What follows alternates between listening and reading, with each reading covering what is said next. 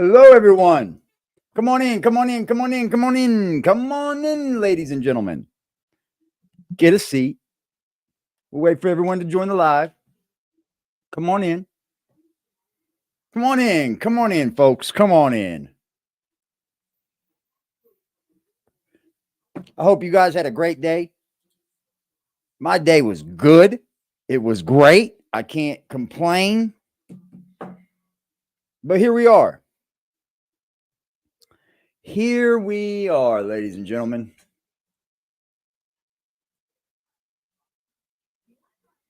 Let's let the notifications go out. Let some people get in here. How was your guys' day, by the way? Hit the like button on the way in, would you please?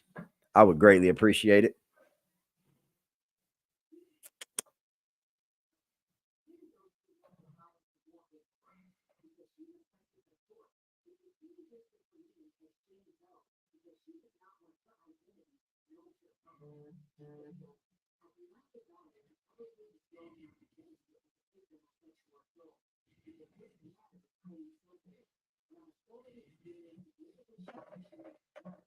Five people in the building. What's good, y'all?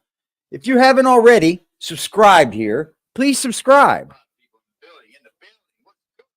What's good? How is everybody? We got people in here, 4 people. You're going to jump out the bushes, say hello to everybody, or not. You can just hang out in the bushes until some more people get in here, and then you'll feel like coming out. 6 people in the building. How you guys doing? Come on in here. Come on in here. Come on in here.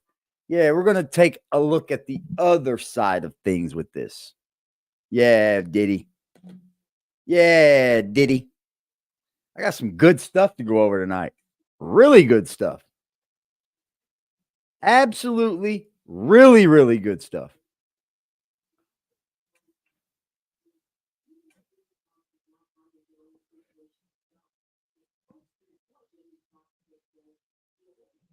Oh, there it is. What's good, Front Street? How are you, Liberty? Salute, bro. Salute, salute. Come on in, everybody. Come on in. Get a seat. Get a seat before they're all taken. Get a seat. Salute, bro. Yeah, man. Is Diddy backed by the Illuminati? Well, we're going to let some other people say it. I mean, I'm not going to be the one to tell you. Somebody else will. You know, that's how, AD brings content. I like to bring the resource that I'm quoting, Jack, because I didn't make up the fact that Diddy could be backed by the Illuminati. No, I didn't do that. Other people did. And now I'm going to give my commentary on it, along with others if they would like. I would love anybody else's commentary on this. We're going to let the algorithm work a little bit. You know how we do over here? A lot of people's names are starting to come up, and it's not looking good. I mean, it wasn't looking good the first day he signed this lawsuit, but it's gotten worse every single day, has it not? Like more and more people, man, are coming out and speaking about Diddy. And I couldn't believe the fact all these people were speaking about him long ago, and I wasn't privy to it. I wasn't privy to it at all. Was popping primo. What's good?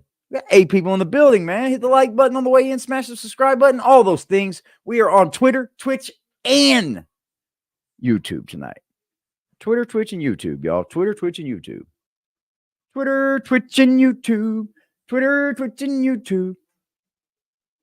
Going through this video or this live stream, if you're in the live stream, you can always pull up to the IG, man. Pull up to the IG, pull up to the Cash App, the Super Chat, the PayPal. Don't matter. Any of that. It does not matter if you do or if you don't. We are going to do what we do anyway. Let me get some things loaded up here. Boy, oh boy, oh boy, man. I mean, I don't know. After you guys see this shit, I don't know what else could come from this other than the feds, bro. The feds. That's it.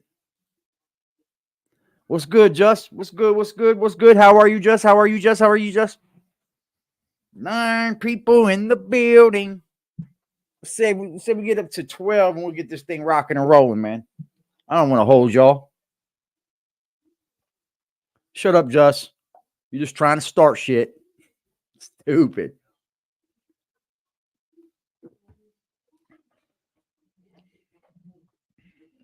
Jack was trying to give you the business, dude. That's good. I'm glad you got some good news, bro. Good to hear, man. Good to hear. Got 9 people in the building. What's good? 10 people in the building, y'all. Share the live. Share the live. Share the live. Let's get this mothercracker joining. Let's get this thing going, y'all. I'm gonna go ahead and share the video. We're gonna share.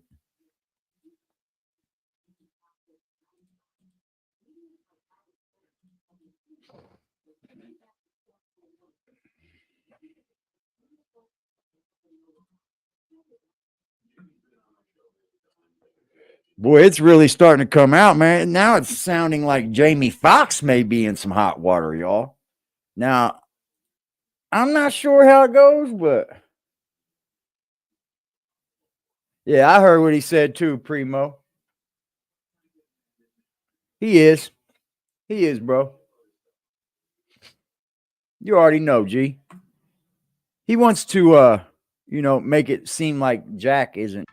He loves the ability to manipulate and control people. Listen to the first thing Jaguar Wright says here. I need you guys to just listen to the very first thing. This is starting to become common thing that we're hearing over these last 4 days. I don't even know how long we've been doing this. 4 days. What's up, Kevin Jones? I'm going to drop this link in here for y'all, man. If y'all want to hit it. If y'all want to come up, share your opinions on this topic here. What's good, Wookie? What's good? What's good, Kevin Jones? Salute, and salute, Primo. Just Front Street. Salute, y'all.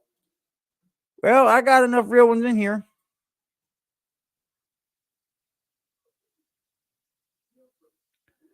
All right. Check the first thing out this lady says. This seems to be, oh, we got a member for 2 months. Cha-ching, cha-ching. Salute, sir.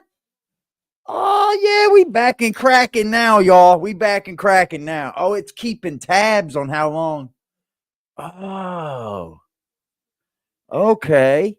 Salute. And remember, guys, you can join the membership as well. Okay. Listen to what's good, Kevin Jones? He said Jack is a chubby chaser and likes heifers. Oh, you know those go on the front screen. Any super chats go bam right there. Listen to what she said here, ladies and gentlemen. Have a peek at this. I honestly think he's just an extreme narcissist who loves power. He loves the ability to manipulate and control. That seems to be the issue with these guys, right? That seems to be the issue. These guys want control and power. Control and power. That's all. They want control and power. Shout out to Pop Juice, man. Where are we getting this content from tonight? Listen to this. Control and power. People. Why? Most likely because he was victimized by his mentor, who loved to control people. And his mentor was Andre Ralph. Tell us how who was mentored by Clive Davis. Allegedly, Diddy got on his knees for Clive Davis in 1994, and that's how Bad Boy Records came about. So that would make Clive Davis Jack's a chubby chaser. What they share in comment is that both of their artists mysteriously end up unalive. Now, the rumor about Diddy getting on his knees for Clive in order to get Bad Boy would just be a rumor had Clive not come out the closet a few years ago. Yeah. I mean, if it's a rumor and then, you know, the guy that the rumor's about just absolutely comes out and goes, hey, by the way, guys, I'm gay. So that rumor about P. Diddy, halfway true now. Really wrote it last summer on a boat, a trip that I take with my family, because certainly my prime role in life has been my children. I have 4. Rich my as shit, y'all. I have 6. This is that rich. And I wrote that part of the last chapter. Jaguar Wright is back Primo with the more P tea on coming up, Diddy. boy. And this What's good, Primo the P? What's poppin', G? Yo, what's good, bro? I'm not here waiting for this train. I know Oh, we you on a good, different G? topic. I just want Go to say, ahead, like, bro. I heard what this motherfucker said earlier. I swear to God, I almost punched that nigga through the phone with some ghost dad shit. Like, get the fuck out of here. You've been with us said some bullshit like that. And you talking about other people, talking about Justin and shit, like, you know what I'm saying? Yeah, he does get me mad enough to want to punch the shit out of people, bro. I'm dead serious. Bro, I almost reached through the. I looked at my phone. I listen to when I'm at work. I listen to all this shit when I'm at work. I'm just getting off, waiting for the train. I'm on the waiting for the train. Oh, you're talking about what he said towards the end of the show. Right. I'm just real quick. Yeah. And I'm gonna drop down. We're gonna get back on. We're gonna get back you're on good, schedule. bro. But I just wanted to say, like, man, get the fuck out of here. He been with old water if he had a fucking tub. You know what I'm saying? Like, Yeah, nothing he says hold water. Like, man, bro, That's not the first time he did that. Like that. It was like, bro, like, let's say even if that's what it told him that, even if, bro, it's like, bro, everything he stands on, everything he talks about is supported by crates. Like he stands on, he take each step. Can you hear me? Am I off? Yeah, you're kind of going in and out a little bit, but might I was be off, able to know what you said. Yeah, it is, bro. Oh, that's me. He can't say he believes in God, right? He can't say he believes in God and he wants good for people and then say things like that. Man, that's the way I feel about it. All I'm gonna say is, like, Judge, I don't know if you heard with it, but Judge, you gotta, like, see, this is the thing you gotta understand about older people, like, you know what I'm saying? I know I've heard Judge talk about in the past about how it's you old heads, no, it's the old heads doing shit in quiet. We ain't talk a lot. We ain't have all this shit. And if we did, I hope we wouldn't be like this. Yeah. But bro, like, definitely. You know what I mean? Like, yeah, we're here for Justin. I mean, oh yeah, Just you just gotta, you know. I mean, if this happened to Just, Chicago pushing shit. Oh shit, he fell out, y'all. Yeah, even if this would have happened to Just, which is I don't know if it did or didn't. That's none of my business. I'm not here for that right now. I think the more we feed that fire, the more it just fuels up, right? I'm lost. Oh, he said that you told him he pulled that molested word out again. He did? Yeah, he did. I was at work all day today. It's all good though. I didn't even want to talk about that fool. I do appreciate Primo coming up here. That's all you got, Sean. That's all setting that record straight, bro. Like you can't be up here talking about you this for that, you that for this. He said that before. That ain't nothing new. That's all you got, chump. And even if that's the case, bro, all you did was show people they can't tell you anything. That's what this does. When people jump out and go, oh, well, he told me this, and now you want to laugh at somebody's fucking pain, all you're doing is telling people that they can't tell Jack nothing in fucking confidence. I'm gonna be honest. I'm gonna be honest with you. Oh shit! Hold on, bro. You ain't got nothing to prove up here, bro. Don't you gotta say shit about him. You don't even gotta say shit about it. I'm gonna be honest. The more he gets fuel to this, that's what he wanted, bro. He's seen us having a great show last few nights. Hell, he probably tuned in to all of them. And that's what he wants. Whether he wants it or not, he wants me to stay talking about him. That's a fact. This time, she is saying that Diddy's mentor, Clive Davis, might have indoctrinated him into the Illuminati through strange occultic practices known only to the elite of the elites in Hollywood. Now, Yo, everyone and real their quick, grandma I'ma be knows how honest with Diddy. I'm gonna pause it. Go ahead. I'm gonna We're be gonna, honest we're gonna with kill you. this. Nip this in the Real bud. quick. One, I never in my life ever met my real Bro, you're up father. here still trying to. Bro, you're still trying to tell us what? I mean, you ain't got nothing to prove. No, I I know, but promise I'm you just don't, saying, bro. yo, my mom has raised me, and I'm telling you, this bitch was so overprotective, bro. What? She ain't let Yeah, no it don't men ever matter. be He's around us. stupid. He's fucking stupid. He's just using shit. And then when he Yo, says he yo, sees AD, you, real he's like, quick. "Oh, get away from me! Get Yo, away from me! AD, I'm telling the police." the first time that I've ever heard from my biological father, like literally, like decided to want to reach out to me, was when my older brother died, like 3 years ago. He died. He found out that my brother died. He felt bad. He wanted to reach out to me and talk to me. What the fuck you want to call me 23 years later? What is there to That's talk what I about, would have buddy? said to my dad too. I'd have probably punched him. Diddy literally came up from He ain't hearing nothing that and shit, Doug. became a billionaire music mogul, despite all the SA, abuse, trafficking, murder conspiracies, and everything in between that has listen been to all flung at that. him for decades. It appears All the abuse, trafficking, essays, M words, Illuminati. Clive Davis was instrumental to Diddy's success despite everything. And that's the reason why Diddy has never been seriously investigated or made to face any penalties for all his rumored crimes. But with anything Hollywood and Illuminati related, nothing comes without a price. Jaguar Wright believes Diddy had to pay a costly price to access his power and wealth today, in the form of services to hire up influential male celebrities. So, what was Clive Davis's role in all this? What price did Diddy have to pay? And are his alleged Illuminati connections the reasons why he has not been prosecuted for any of his crimes? Illuminati, baby.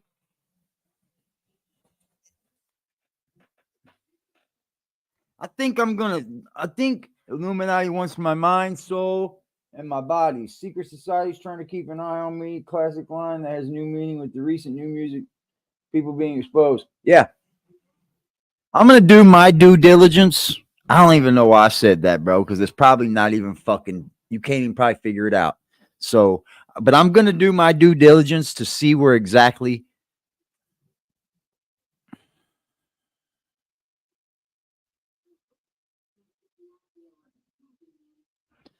I want to do my due diligence to see exactly where like the Illuminati and like the deep state are different.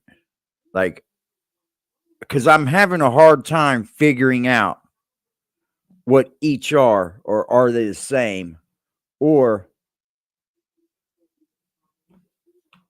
yeah, that's what I'm doing. I'm going to do my due diligence to try to separate where it ends. How far up can you get before you are considered Let's find part of the out. Illuminati? Because he's a sex trafficker.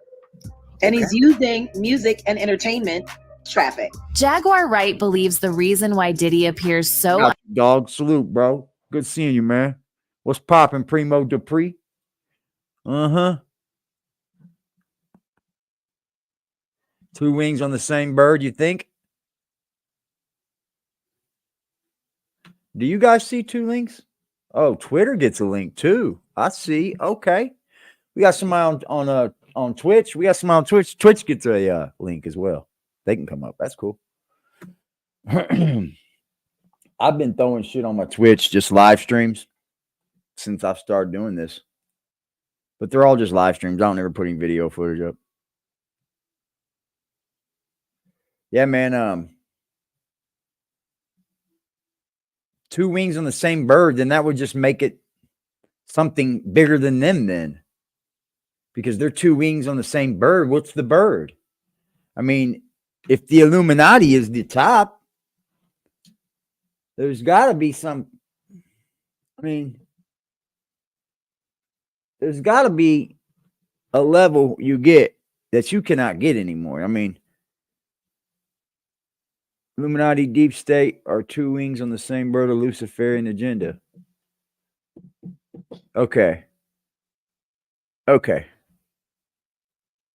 untouchable is that he has deep ties with the powers that be, namely Clive Davis, his He does have mentor. deep ties. According to her, Clive Davis, Deep who ties. also mentored Andre Harrell, taught Diddy how to be a successful manager and businessman. But he also taught him how to traffic women and men. If you have been following Diddy news in the past couple of weeks, you must know about the lawsuit that Cassie filed against Diddy, accusing him of SAing her, trafficking her for his pleasure, physically abusing her, and making the 10 years she was with him a cycle of abuse, violence, and trafficking. The lawsuit made Diddy the official fastest settler in the world because barely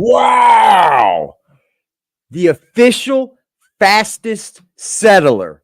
Whoa. 24 hours after Cassie filed, his lawyers were blowing up her phone trying to bring her to the table for negotiations. The case eventually settled for an undisclosed amount, which people have rumored to be over $30 million. We can deceive ourselves and say settling is not an admission of guilt or even an admission of anything, but no one drops that amount of money because they were innocent. But anyway, most importantly, the case opened a can of worms that has seen Diddy get slammed with no one drops that amount of money if they're innocent, right? No, because you've already dropped it. You already divorced her, correct? He paid an extra to be quiet too. Yeah. Not to talk about it no more. Oh yeah. You mentioned Illuminati. Yes. Right. Okay. Now what I'm gonna do is I'm gonna break it down for you. It's that. All right, to the uneducated, that's what we call it. That's what we call it, Illuminati. But to the educated, it's called the CFR, Council of Foreign Relations. CFR? Right? And the CFR. Okay. Now, right now, somebody said, all right, a Satanist and an Illuminatis is two different things. That's what I was thinking. No, they're two different things. Now, Satanist is even different than Luciferian. Like the modern day Satan, from what I've read and from what I've gained, is pretty normal, like you and I. Right. They just don't believe in no God. Okay. But then you got the Luciferians that I'm seeing are way deeper. Like, whew. Yes. So what? Go ahead. I'm sorry. No. Go ahead. Ask the question, AD. No, I was going to say what would be the difference? Because like from what I understand with the Satanic Church that's in New York, the one that's in the real one was in San Francisco from Anton LaVey. Anton LaVey. That's right. Right. From what I get from that is they're kind of poor. That religion is a dying religion right now. It's in the tanks, man. All right. Only people that are getting to believe that are like Gothic people but it does have a lot of normal people in it that are like card holders, what they call them. Yeah, all right, but here go the thing. Like we talk about the Masons. Masons have no power, meaning like their power just comes from connections. You see what I'm saying? A Satanist really has no power. You understand? They just believe something that's goes against what you know what I'm saying? Christian church, basically. But what the stuff like what Pete, what Pete, like I heard somebody, and this is totally off. Oh, the bozo. I heard the bozo this morning try to say that they're gonna R. Kelly P. Diddy. First off, in R. Kelly's situation, it was only women involved. Yeah. He didn't do that with boys. No. You understand? And he what wasn't I'm hearing, and not only that, you never heard the women talk about being drugged. Nope. All them women they were with it. They were just young. Yeah, right. He just got young women and molded them into what he wanted them to become. Yep. Whereas what Puffy is doing is he's he's forcing people into in like what they said when the lady walked in and seen him getting neck from the It's dude. almost like a That hedonism, isn't it? bada bing. Now, what I said was, if anybody remembers the beginning of the movie Alexander, right? In the first 10 minutes of the movie, Alexander's stepdad, they're at a feast and stuff like that, and they're sodomizing a man Yeah. while this is going on for fun. Yeah. So a lot of times it is in that realm, it's done for humiliation and power. The You see what I'm ritual saying? aspect of it. Right, that right. Now, what see what I when they say Illuminati, right? They're talking about the council of, was it 12 or 13? The council of 13, or it's the council of 12?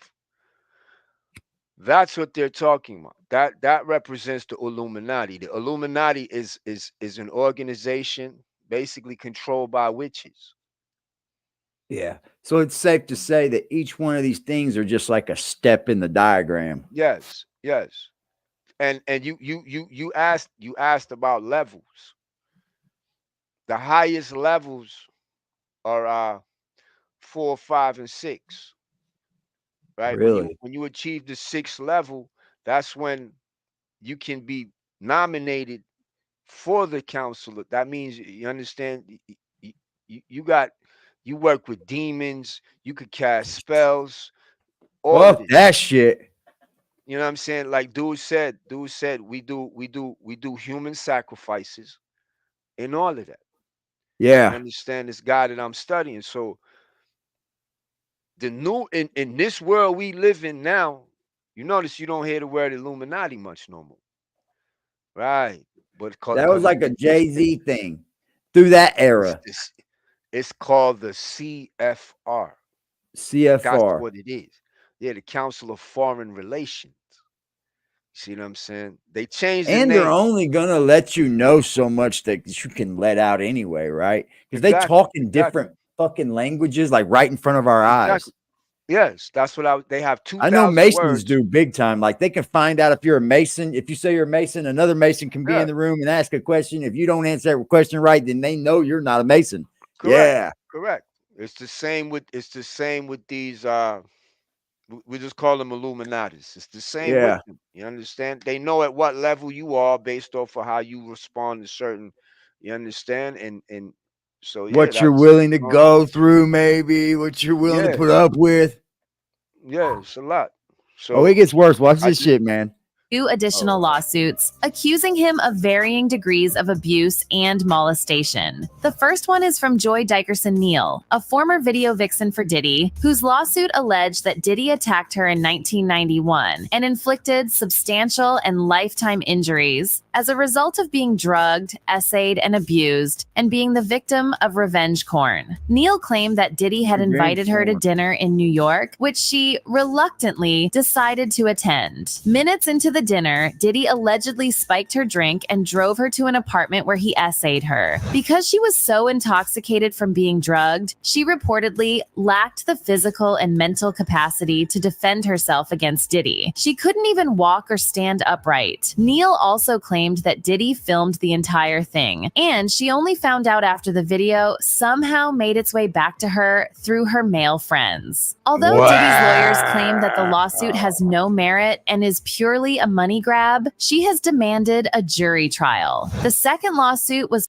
Wow, dude. You get wind of Diddy having a sex tape on you because your friends fucking tell you, and they're the male friends you have. So that's extra embarrassing. filed by an unnamed woman, identified as Jane Doe, in the lawsuit. She claimed Diddy and musician Aaron Hall took turns graping her and her friend in 1990. Jane Doe, her friend Diddy, and Aaron Hall were all allegedly at a music industry event when the women were invited back to Aaron Hall's apartment. Upon getting there, Diddy and Aaron Hall then allegedly proceeded to force themselves on the women. She also claimed Diddy visited her at her place a few days later and choked her so hard that she passed out on the floor and had to seek medical attention before she could recover. But that's not all. People from Diddy's past have also come out to denounce him and point fingers at him. For example, Diddy's former head of security, Roger Bonds, who was directly named in Cassie's lawsuit, came out to share his side of the story on the accusations made by Cassie against Diddy. Roger Bonds worked with Diddy for years, including when he and Cassie were in a relationship. Hey man, nobody knows you're like your security, dude. Like if you've got minute, around the clock security, they know you better than your woman. Yeah.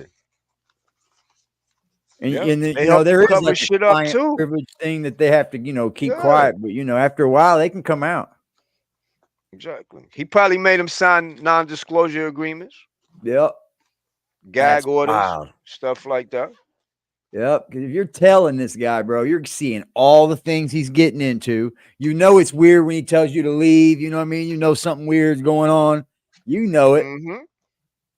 Yeah. That's who I'm Cassie listening claimed to in is her the lawsuit that security Roger guards, bro. Bonds witnessed an incident of Diddy physically assaulting her in 2009 after he learned she was talking to another music They have manager all at said a that club in they LA. witnessed her According to beating on her, Cassie. Roger Bonds saw his boss hitting her and even tried to intervene to stop him. In response to being name dropped in Cassie's lawsuit, Bonds made some somewhat cryptic posts saying, "This is not meant to be threats or snitching or anything like that against Cassie or Diddy or anyone else. This is me telling my truth as I truly remember it for two reasons only. First, because I have 4 daughters, so on all dudes, my truth as I seen it, saw it, and was involved with it for years." Bonds eventually deleted the post before dropping any more details, so we don't know what he actually wanted to say. But it's pretty obvious that he wanted to speak on his involvement with Diddy's alleged assault of Cassie, That's which a tough confirms job, dude, to have to step in to people's arguments and get in the middle of it so they don't fucking kill each other. And then you can't call the law because that's your boss telling you not to do it. That'd be a tough job, man. Like them, like they had who did fucking 6ix9ine have get the strap? He had them dudes. For what? Them dudes are serious security dudes, man. at least that there was an assault. Now, there is always a chance, however slim, that Diddy is innocent of all these accusations and everyone else is lying. But let's be... Put a 1 in the chat if you think Diddy's innocent. What's up, 1, 2? Put a 1 in the chat if you think Diddy's innocent. Put a 2 if you think he's guilty. Because listen here, he's got to be innocent or guilty of all of it. Like, there's no picking through this. No. Be serious here for a second. No Those picking. lawsuits definitely did not spring out of thin air. And word on the street is that this is only the beginning. We can expect to see more similar lawsuits accusing Diddy of SA in the near future, possibly from men. Diddy's frequent gay parties are an open secret in the industry now, with more and more men coming forward with stories of how creepy and abusive those parties are. One of those men is Fabulous, who once revealed how he was invited to one of Diddy's parties after Diddy accused him of not wanting to hang out with him. But Fabulous was not ready for how the all-male party turned out. According to him, it was so sexual that he couldn't stay there for long. He had to devise an excuse to sneak out of the party early. It seems similar to the story told by rapper Exhibit, who said Diddy once took him to a male gay club to party. Another young male artist who talked about his weird encounter at one of Diddy's parties is comedian Fat Drew, who spoke about how he once walked in on Diddy and Felix to House Cat spooning at a Miami party. I don't know if the story that I have about P. Diddy is a thing. I love it. You think it's something we did talk about it on the show, but you told us off the show. Should I just tell you? Yeah. I mean, I'd love to. I mean, listen, this isn't alleged. Is this a comedian guy? No, so nothing alleged about this. Yeah. It is a legend. And he said he was at a party on Star Island. Seen some weirdo activity. P. Diddy has a problem. Yeah. There you go. I heard this guy. He said they were walking around in like Rome outfits. And like Caesar outfits, and he was spooning the dude, giving him alcohol. Whoa, they were did not just speak about the movie Alexander. Yeah, bro. This is very odd. private residence. Yeah. I had no business being there. I was with a famed house producer who was departed. Sure. And I will keep his name out of it because everyone there was taking ecstasy. It was basically me and like beautiful like ethnic models, like kind of stumbling around. It's like, you know, it's all like my man is telling me that like, you know, every third person is some executive, you know, got behind the scenes guys who I don't recognize. It's a high end crowd. Very high end. No joke. There's maybe 100 people. I mean, it is intimate. It's a serious. I have serious no business party. being there. Sure. I'm trying to find the bathroom. And I get by the bathroom and I just kind of like go down a flight of stairs and now I'm in like inner windings of the mansion. So I get lost and I'm in like maze of rooms. Yeah. Now I'm looking for the bathroom, the door, and in that room there are a bunch of men, and they're all kind of like very like Romanesque, like laying about, and you know, kind of like very like kind of leaning on each other. Okay. It was very like regal lounge, very erotic. Okay, erotic. Yeah, like the drawings you would see of like old Greek. Yeah. So I look. So I'm there for a very brief amount of time because I clearly I'm not supposed to be in there, and I look. Who is lounging in my direct eye line? Puff Daddy and Felix the House Cat, famed house music producer. Yeah, no, basically spooning each other. I swear to God, they're basically spooning each and their other, drinks. bro. I'm only gonna say one And they're like- thing. I'm only gonna say this one thing, bro. It's funny how salute, dog. What's up, brother? Salute. It's funny how he was feeding him grapes like a Roman emperor, and now they're fucking 30 years later. They're calling it grape on YouTube because motherfuckers are afraid to say, "Yo, Puff Daddy." Sorry if I got you demonetized, but That's good. Yeah. You know what's fucked up to me? Grape. It's fucked up how people are saying corn and I know. grape and like, Yeah, what's yo, up with that? look, let's just call it what it is, man. It's rape. Let's call it what it is, bro. You got raped while he was feeding you grapes. Yeah. That's just what it is, bro. And that's just what it is. It's weird to me. They don't want their channels taken It's down. They're weird too to me to scared of see- the man, bro. They're like, oh, I need my channel monetized. Yeah, it's weird though how YouTube doesn't fucking realize how this is. If it's an important subject, it should be Dude, talked they're now about. Am saying I right? S.A. Am I wrong? Liberty. S.A. You're correct. Yeah, sexual assault, Totally man. Let's correct, call Liberty. it what it is, man. Totally You got correct, fucking bro. assaulted. You They got want raped. us to You they got want us to fucking. I'm not fucking- trying to get you demonetized. This is not against. Nah, I don't even give a fuck. This is not against AD. What I'm saying, what I really feel on my heart, it's really fucked up how YouTube is trying to get people to fucking pussyfoot around this shit. To dumb it down, right? It's called complying, Liberty. Bro, let's call it what It's called it is. complying, bro. Let's call it what it is. YouTube, if you're on fucking Puffy's side, then just say it. You don't want him to fucking tell everybody that he's feeding them grapes. I heard that song from. That's I weird heard to me. I was in the car for like 4 hours yesterday, and I heard 3 Christmas songs from Puffy. 3 of them. I'm like, what That's the weird. fuck? That's weird as fuck. Get him off the radio, look, bro. If I'm wrong, I'm wrong. AD, if I'm not trying to get you striked. No I don't shit give like a that. fuck, Liberty. You know that, understand, bro. You understand what I'm saying, though. This shit is. Yeah, dog. I Hey, call if it all I'm the time, bro. If I'm I wrong, call tell it me all I'm the wrong in time. the chat, bro. Like, YouTube be yo, dicking me over right now. I'll show you. How come we're pussyfooting around the real verbs? I don't know because Yo, you want it? Hold on, AD. You want me to pussyfoot around your pronouns, right? Not you, but yeah, you that's two. what I was gonna say. Us, them, theirs, him, hers, his, theirs. We gotta whatever. follow all the Fuck. letters. Right. Yeah, fuck all that. But you can't talk about sexual assault and rape, and that's a fucking serious You problem. want to know That's a something? crime. Look at this. That's a crime, Look at Liberty. this, That's a ladies and crime. gentlemen. Look, another thing, real quick. Sorry. Hold on. Another thing, real quick. I don't understand how fucking you could be like, yo, I got an NDA, yo, I can't talk about the way he fucking raped me. That's weird, bro. You know what's crazy, Liberty? Say no more. Look at this. Pause real quick. I want to show you this before I lose it. Go ahead. Our video is monetized, bro. Right now. Right now. And we're saying all this shit. Right. A criminal charge should supersede a fucking NDA. I don't give a fuck.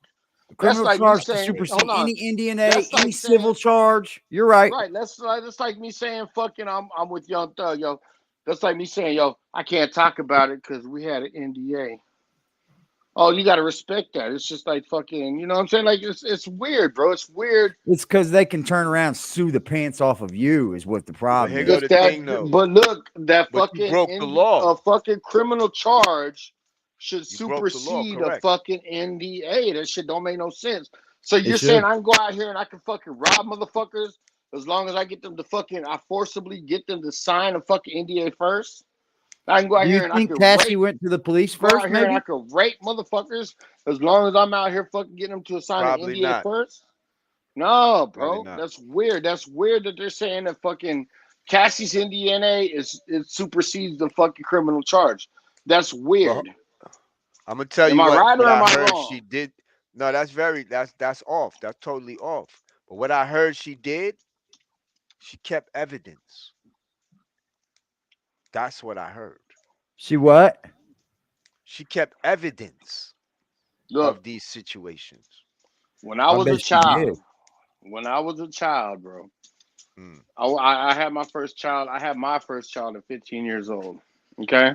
correct. So that means that me and my baby's mama, we laid down and we did something that we couldn't legitimately do.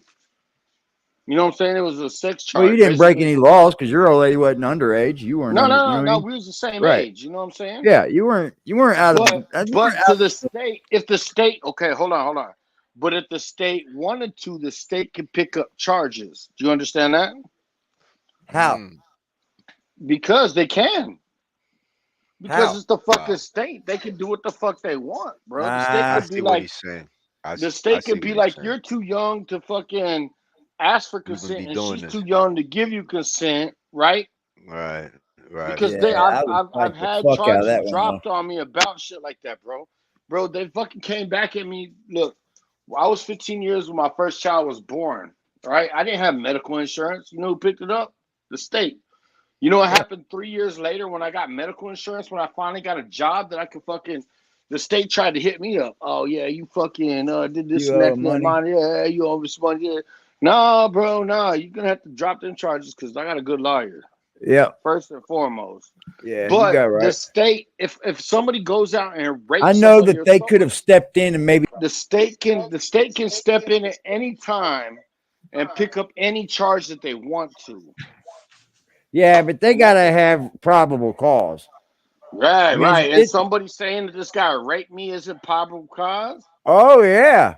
I'm just You know what I'm saying, like, saying? I So what think I'm before saying that is, civil call, I think before that civil suit came down, the police should have been over there.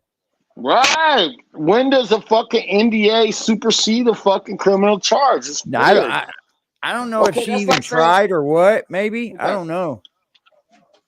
that's like saying, yo, Tekashi 6ix9ine fucking went out and fucking ratted on all these guys, but he didn't want to tell. He decided not to tell.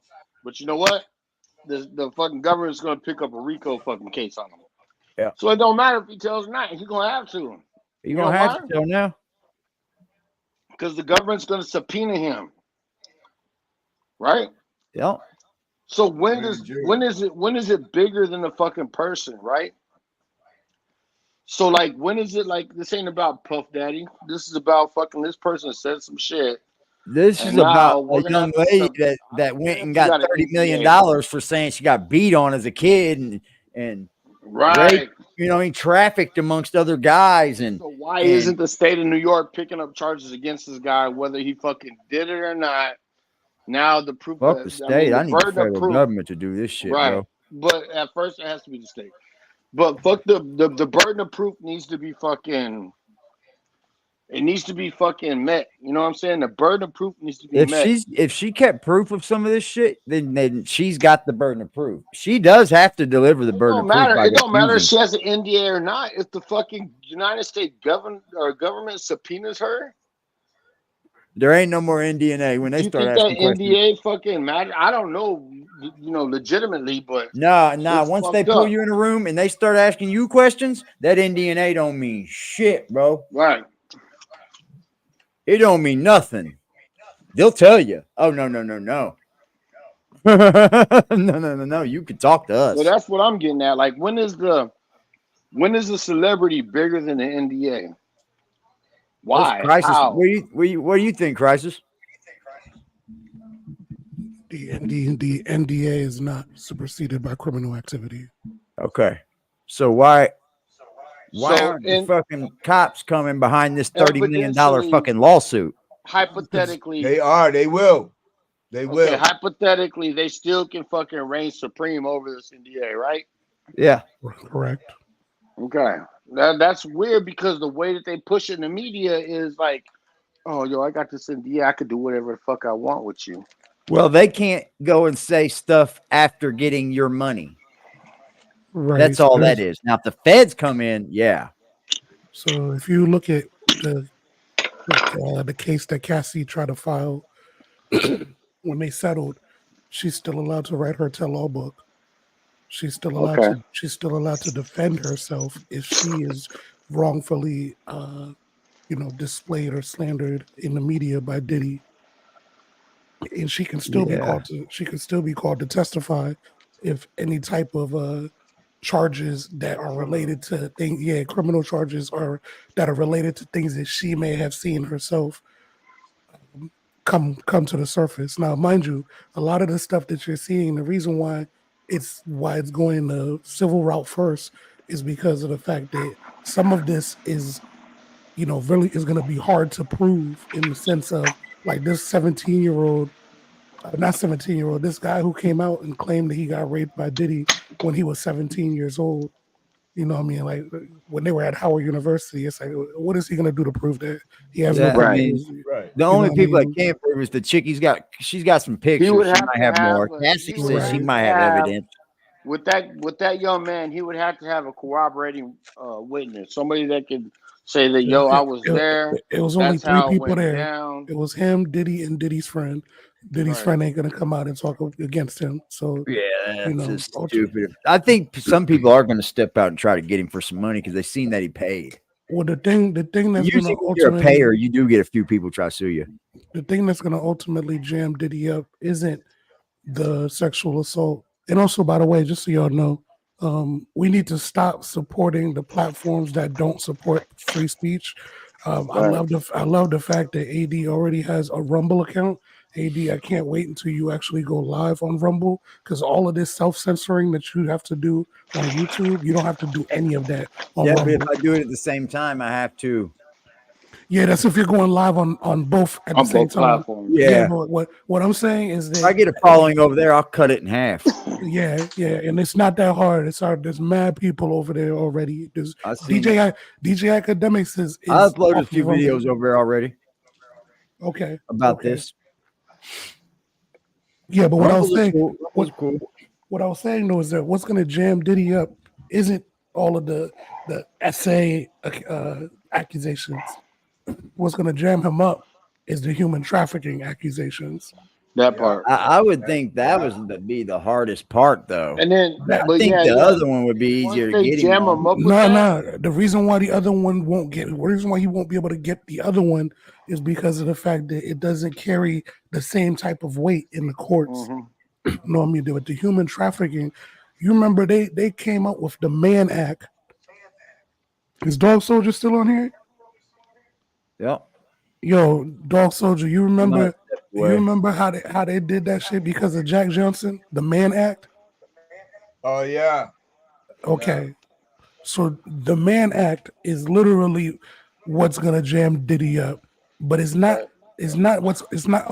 only gonna just jam Diddy up, it's gonna jam up any artist, any producer, any CEO who's ever took one of these young girls across state lines to have her have sex with multiple different men. all these dudes you hear talk about flying bitches out and shit. Exactly. That's all bad. This is the music Exactly. industries. This is the music industry's Me Too. Right Yeah. here, right now. This is what it is. And fucking the weird thing is it's gonna be fueled by fucking guys that took advantage of guys. Yeah, it's very Diddy fucking weird. Epstein. Yeah, but that's Diddy just that's just Sick, long good. overdue. That star's in the building, bro. Hey, look, you can go back on Frost videos and look for when I was saying this shit. Whenever they fucking had the whole fucking That's a movie, good point, Nat. industry, the whole movie industry Me Too movement, I was talking about it back then. I was like, it's only a matter of time until the music industry, because music industry is built upon fucking taking advantage of fucking females. It is. Yeah. It just really is, man. It really puts a good aspect on And what that I was Nori door is. talking about that back then. Like, it's only a matter of time to the music industry takes this Me Too movement and does their thing with it, because what they did with Epstein and Weinstein and all them, that was great, man. That was great, man. They got all these women to come out against them, and it was only a They matter of didn't get time. the list though, bro. This shit though, look, on the movie industry shit, that shit was behind closed doors. In Oh, I the know. music industry, that shit was in your face. Bro, look, here's the thing. The difference between That's a good point, Ned. you know, She did get 30 million fucking reasons not to cooperate. so real quick though, AD, the thing about that 30 million not to cooperate, the fact that in her settlement she's still able to write a tell-all book, she's gonna cooperate, bro. This woman Yeah, doesn't. of course. This woman is bro. exactly. She's 100% complete. Like she's in agreement with what Kim Porter was trying to do I before think she she died. did try to get a case on him, and it didn't file. No, right? that's not what happened. She was writing a book, and then the book wasn't just about Diddy. It was Not about Kim. Diddy. I'm talking about Oh, yeah. Cassie. She tried to put a case on him already. Oh yeah. She tried to put a case on him already, but she didn't have the lawyer that she has now. The lawyer she has now is the dude who took down Weinstein. Yeah, You know what I she said mean? go. He said go get that money, honey. Yeah, but the got thing it is, too, bro. the thing is, this lawyer, if you look now, he's coming out with the 17-year-old, the girl who was 17 who got flown out.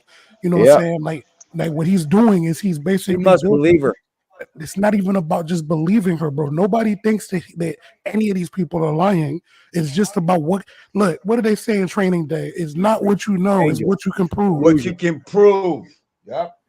You know what I'm saying? Yeah. So at the end of the day, what you're watching is the beginning of a class action lawsuit. Yeah, I already seen they're filing it.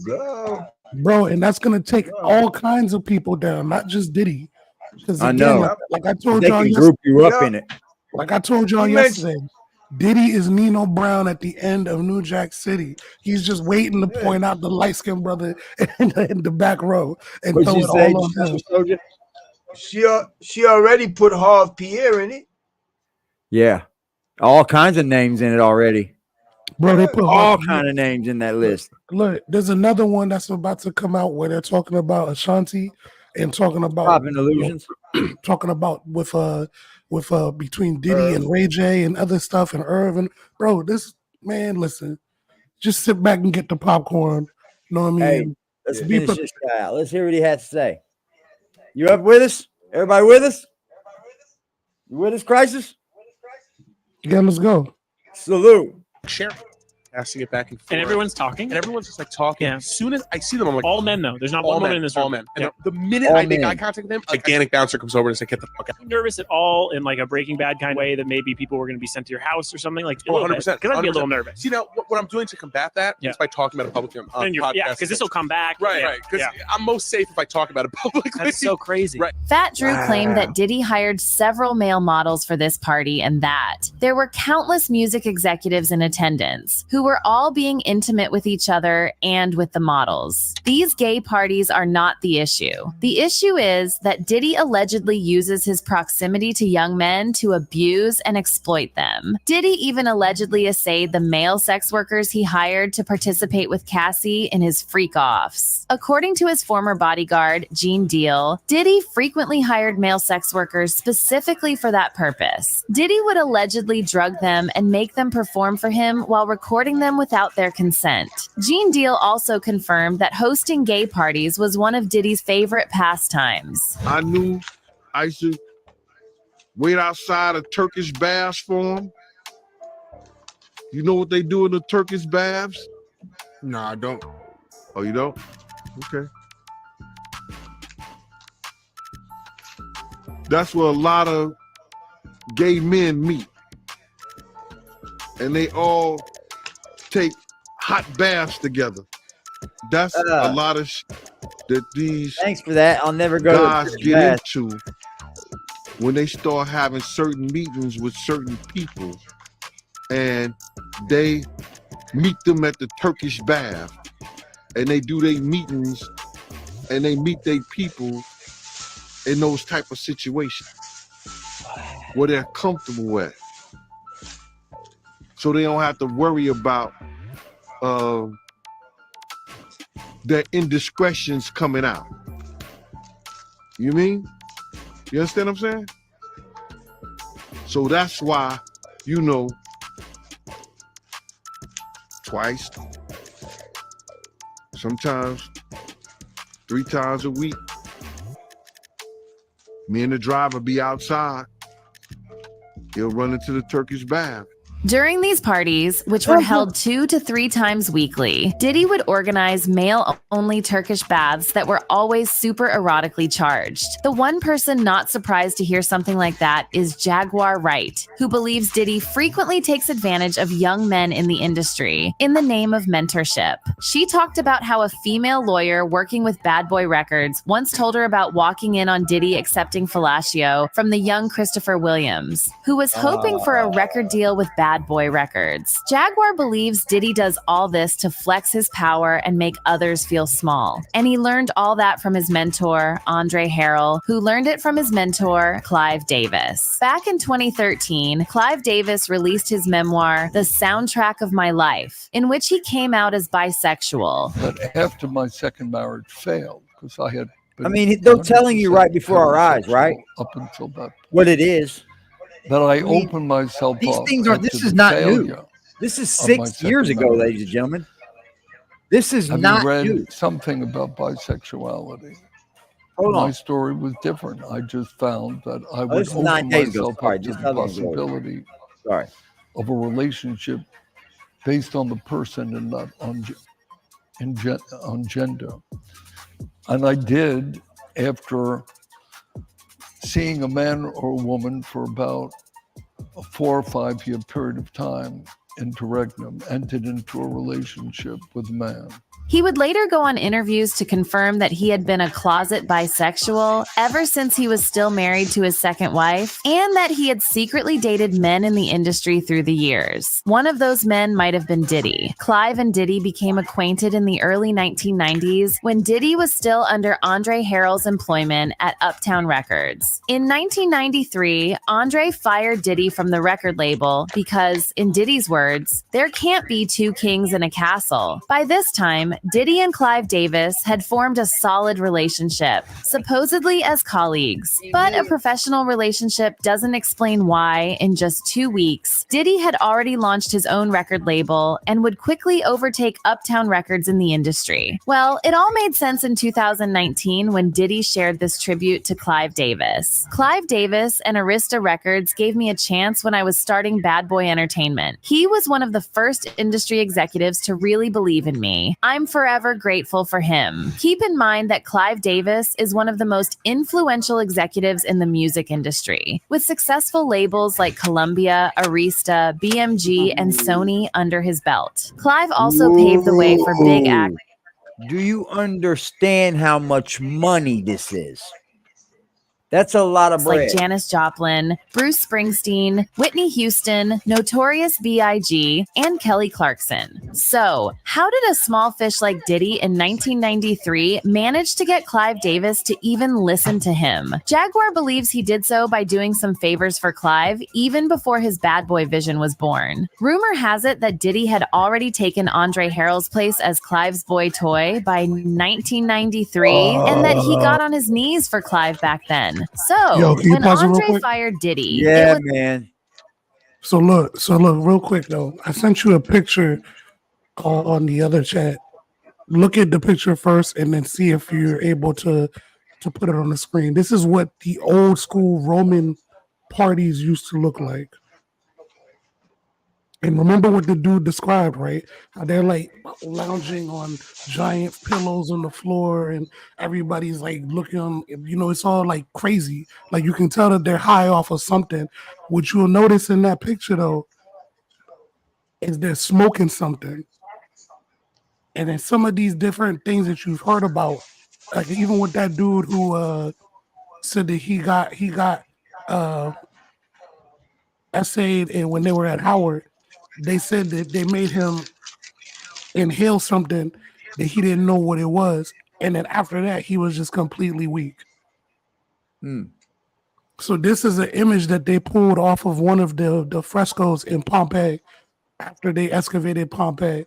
This is what one of the parties would look like. This Weirdos. That looks exactly like what that dude was describing though, right? Yeah, it looks like the Romans, like, you know, how they used to wear those long fucking like things on their head that come down, and they're all fucking like I'm thinking of like dudes standing around no shirt on, with these fucking Roman headpieces on and shit. You know what I mean? Nah, but you see, that shit is what was on the wall of in Pompeii. Oh, I know. So Oh, it I wasn't know. it wasn't as elaborate as what you're Long thinking. ago they did this weirdo shit. It's just that was them all on men it. sitting there too. And you It's a notice that simple all of matter them for have no Clive shirts on.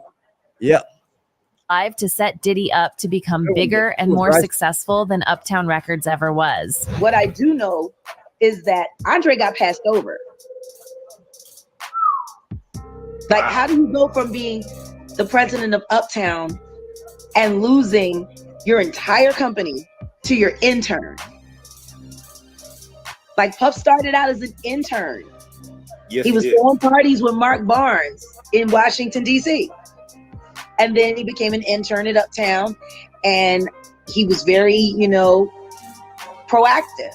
The only caveat was that Diddy had to do whatever Clive wanted and remain loyal to him. Jaguar also believes that Clive took Diddy under his wing and has been protecting him ever since. Take, for instance, Diddy's 1991 City College incident, when 9 people died during a stampede at a charity basketball game he hosted. Among the people who were killed was a child and the pregnant girlfriend of Father MC, who was signed to Uptown Records. Multiple sources claim that the reason for that tragedy was that the event was overbooked, and Diddy did not employ proper security measures, but he denied responsibility for it. And with Clive's help, he was able to sweep it under the rug. With all his power and influence, Clive has achieved the status of a puppet master, pulling the strings in Hollywood. So, to a large extent, he determines who sinks and who floats in the industry. Now, allegedly, anyone who is unwilling to participate. Pause that, John. Okay, so check this out. What they just said, right, about Clive Davis. This is why I told you before, AD, that when you start to look into who Clive Davis is and who he's mentored in the industry, it's gonna start to make a lot more sense why Diddy has managed to even be around this long. Yeah. If Clive Davis, he could have got that 30 million paid off by Clive. well, if you look at Gene Deal, right? Gene Deal always mentions this one day when he was in the car with Diddy, and Diddy says, like, if Diddy was fed up because Suge Knight was like legitimately on his neck. You know what I'm saying? Yeah, Like, he was doing it so you know, he did it more, you know, independently than Bad Boy. right, but Gene Deal was in the car. Gene Deal says that he was in a car with Diddy, and it was just the two of them. And that's when Diddy says the infamous line, "I don't care if Tupac gotta die. I don't care if Big gotta die. I don't care if Suge Knight gotta go to jail. Something's gotta change because I'm tired of this." Yeah, he was And scared. then lo and behold, all 3 things happened. Every fucking bit of them. You know what I mean? So and Diddy managed to go from literally not even being the #1 record label in the country, because even though you know, Biggie had went platinum, he had went platinum like 1 time over, or maybe 2 times, maybe I think it was 2 times platinum when he first came out. But in less than 9 months, Death Row outsold everything that Bad Boy put out. Yeah. Hey, You know guess what I what, mean? guys? You know what? We're making the haters mad. This live is still monetizing. We're up here blowing. Saying the R word. Right. Hey, Freedom of speech, yo. Freedom of being speech. up here, gentlemen. So when you look at that, right? Real quick, when you look at that, and I want to get the input from Dog and from Liberty as well. When you look at that, and you see how Diddy was able to maneuver, and you know, right after Uptown, and then you see how he was able to get through that whole stampede thing where somebody died. Does it make a little bit more sense that maybe, just maybe, Clive Davis might actually have been the one who helped him clean up the whole Tupac situation? Any one of y'all, go ahead. Yeah, I think so. Me too. I think he's cleaned up all his messes. You think all of Diddy's messes? Yeah, because like Crisis was saying, Clive know he Nino Brown too. They play a different way, so he know Diddy intimately. You dig? So you know. And you know Yeah, who he Clive could is very super. well just paid for that whole fucking lawsuit. You never know. You know who else is super close with Clive Davis? Who that? Jimmy Iovine. Oh, I know. He's just in the lawsuit too. And Jimmy They just Iovine, put a lawsuit on him too. Jimmy Iovine is who had to deal with Suge in the early days, and then he also turned around and was the one that rescued Dr. Dre from Suge. That's right. That's right. You know what I'm saying? Too, man. Like, follow me for a second on this. There's a whole possibility that play was set in motion, maybe even 4 to 5 months before anything happened in Vegas. It's not far from the fucking truth to believe it. Yeah. No, any of it ain't. I mean, as fast as Puffy signed that fucking lawsuit, he didn't even get a chance to think about it. So I bet you this old fucker right here paid every bit of that lawsuit. So probably may as well call him and say, "Hey, do it. Get rid of it. I got you." No, but okay, no problem, Dad. But AD, I honestly believe that the reason why this shit is happening to Diddy now is because he crossed the old man, not because the old man is trying to help him anymore. The old man is the only one who knew all of his dirty secrets, and he's the one who knows how he structured his business. How did he cross him? That's the $1 million question. And the only thing we can look at, if we're looking at Diddy's actions, the only thing we can look at is him suing the liquor people. Yeah. Because that didn't just mess up a lot of people's money. Yeah, he's probably more close to liquor company than he is Diddy. We never know. You never know. Clyde been gay, keeping from day one. Yeah, he been cake keeping. Yeah. That liquor company was a dumb move by Diddy, man. Bro, but all of the stuff we see now it immediately started after that liquor company thing. After he sued them and came out public, all of a sudden, boom, left, right. Everybody's coming out now. Yeah, and that's what these guys do. They air out all your dirty laundry and fuck you over badly. Bro, I told you before a couple of days ago, I told you that the name of the game right now, they're not trying to see him criminally charged yet. The name of the game right now is to bleed him. They're gonna bleed he went back him. to Jimi Hendrix, Janis Joplin. He had Janis Joplin too, bro. Yeah, what? They're gonna bleed him until he can't afford a good defense. And can you hear me now? Hit him. Yeah, we got you. Now we can hear you. We couldn't hear you. Look, yeah, I don't think Go ahead, you can bro. hear me. Hey, look, I think that it was all a checkmate move for P. Diddy. You know what I'm saying? When Clive Davis came out with his book, when he came out in his book, then he pretty much put a target on Diddy. Not a target, but he's like, he alluded to the fact that Diddy was his boy toy. And Diddy already had this bravado that he had to work with. You know what I'm saying? He was bad boy. He was the playboy. He was, you know what I'm saying, ducking all. And now he's not only a bad boy, but he's a boy toy. Yeah, so, but go ahead, Liberty.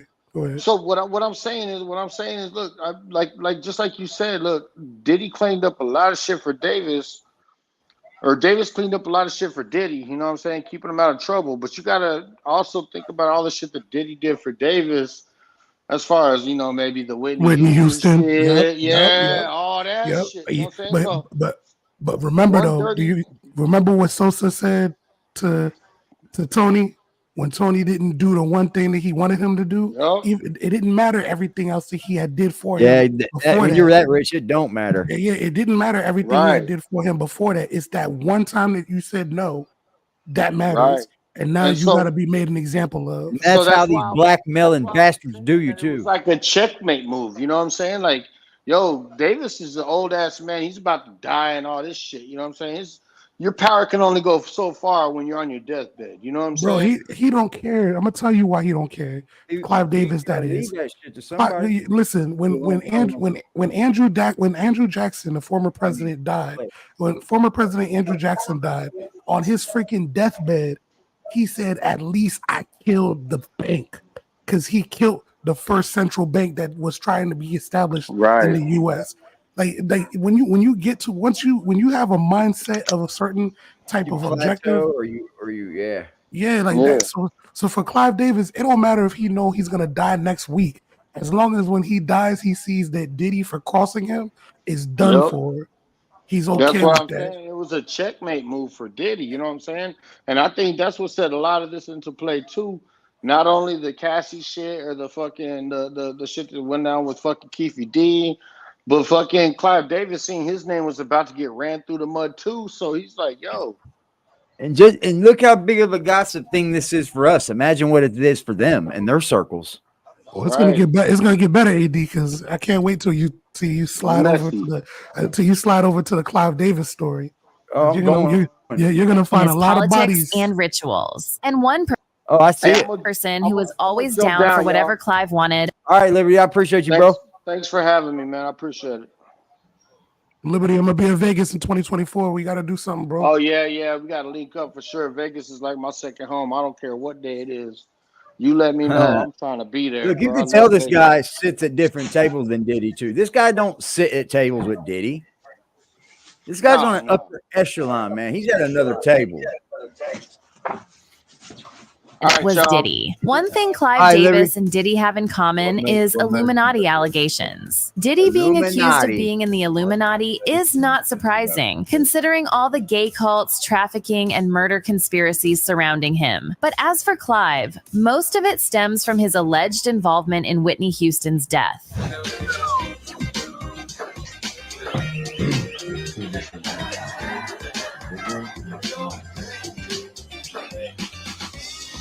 That just looks like a gay porn ready to happen.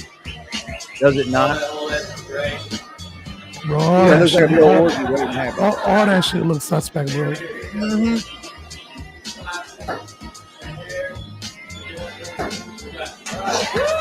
That all looks fucking weird, man. Let's go party.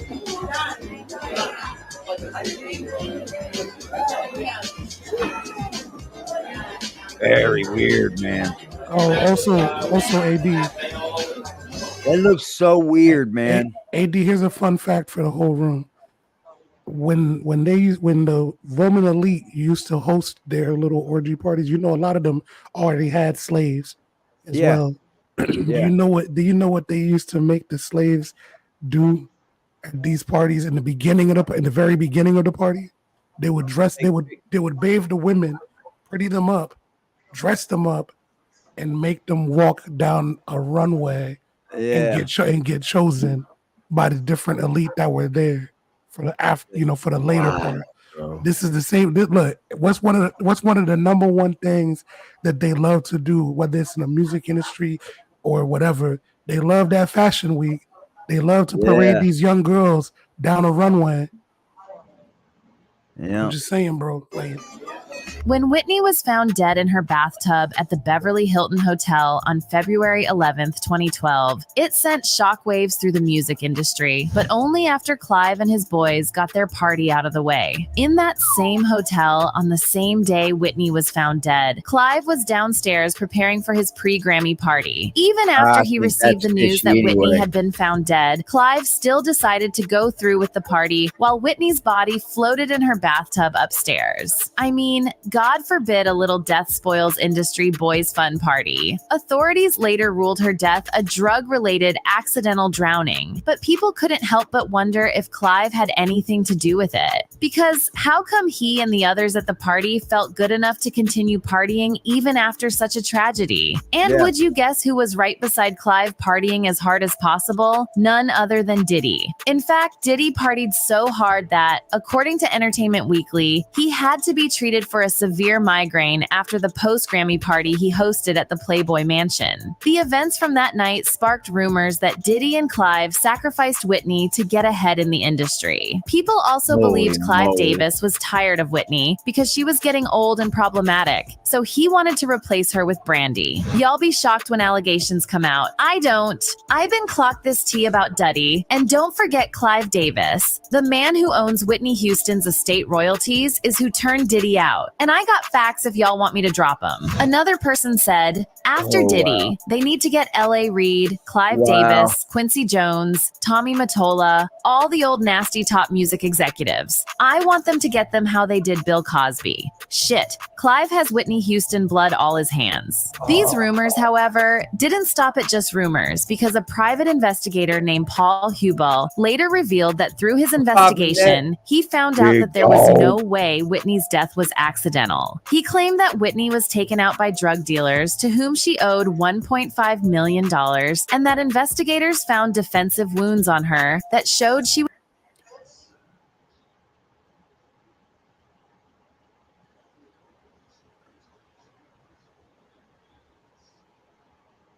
Shout out to Crisis Black, man, for the $15 drop. He said, for keep growing, bro. I appreciate you, Crisis. Yeah, Ned, come on up if you want, bro. Anybody can come up, man. Here's the link. Tell me to drop that link every so often in the chat, y'all. I'll drop it here. And you know what I mean? I just keep forgetting.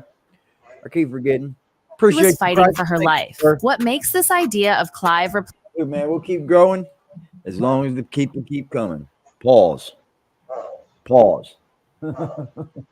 replacing Whitney with Everybody in Brandy the chat, is that man, 2 I days do. before Whitney's death, she allegedly crashed an interview between Clive and Brandy, passing Brandy a secret note. Although we can't confirm what the note's content was, sources say it was a warning from Whitney for Brandy to watch out for Clive. She must have known something was Passing her up. a note, Another artist who mid. passed away under mysterious circumstances was Go, Whitney. You know who we need more of? The princes. The people that fight back right in front of our faces. What happened to the people like that? The problem with the people like that is that we don't protect them. That's the problem. true. So That's true. like, you know, when look, I'm gonna tell you a real short story, right? When I was in high school, we had this algebra 2 teacher. This fool had a 40% fail rate of his class. Yeah. There was a couple times when individual students would cuss him out and get mad or whatever. Guess what happens to them? Either in school suspension or they would get suspended straight out. You know what I'm saying? Right. But then there was a day when an entire class walked out, and guess what happened to him then? He got fired. Yeah. The problem is that when one person stands up and we don't back them, it's easy to isolate, alienate, and then remove. Very true, bro. I agree. But when everybody stands up, like, truth be told, I would like to see the Soldier Boy, all of the people who, like, because the thing is, a lot of them, they're not going to come forward because they're scared because their ego, you know what I'm saying? But if everybody comes out all at once and speaks against it and speaks against who's doing it, you can't kill everyone. You know what I mean? Very true, man. But when there's one person there, that's why we see these body counts just growing. You know what I'm saying? Because they're able to be alienated and isolated. You know what I mean? Which makes it easy for you to take them out. But this is the part. That's the part. More, man. That's the part that I'm not sure whether or not we're actually ready for. I don't think it hurts enough yet for everybody, because some people don't even want to believe the link I sent you, where Diddy was saying to Kim Porter about how he made Biggie, you know, eat the Frank. Yeah. On video. That's we true. we don't even want to believe that because of how much reverence we hold for Biggie. But he was 24 years old when he died. So who knows how old that means he was like 21 when he got his record deal. You know what I'm saying? Like, and he's desperate, trying to get on. He needs money, all this other stuff. You know what I'm saying? Like, the list of victims is insane. And to Liberty's point earlier, we see that a lot of, like, women in the industry, they absolutely get the worst end of the stick. Absolutely. However, this whole thing is not going to come down until the men who've been victimized start to speak up. Once the men who've been victimized start to speak up, then you're going to see the entire house of cards collapse.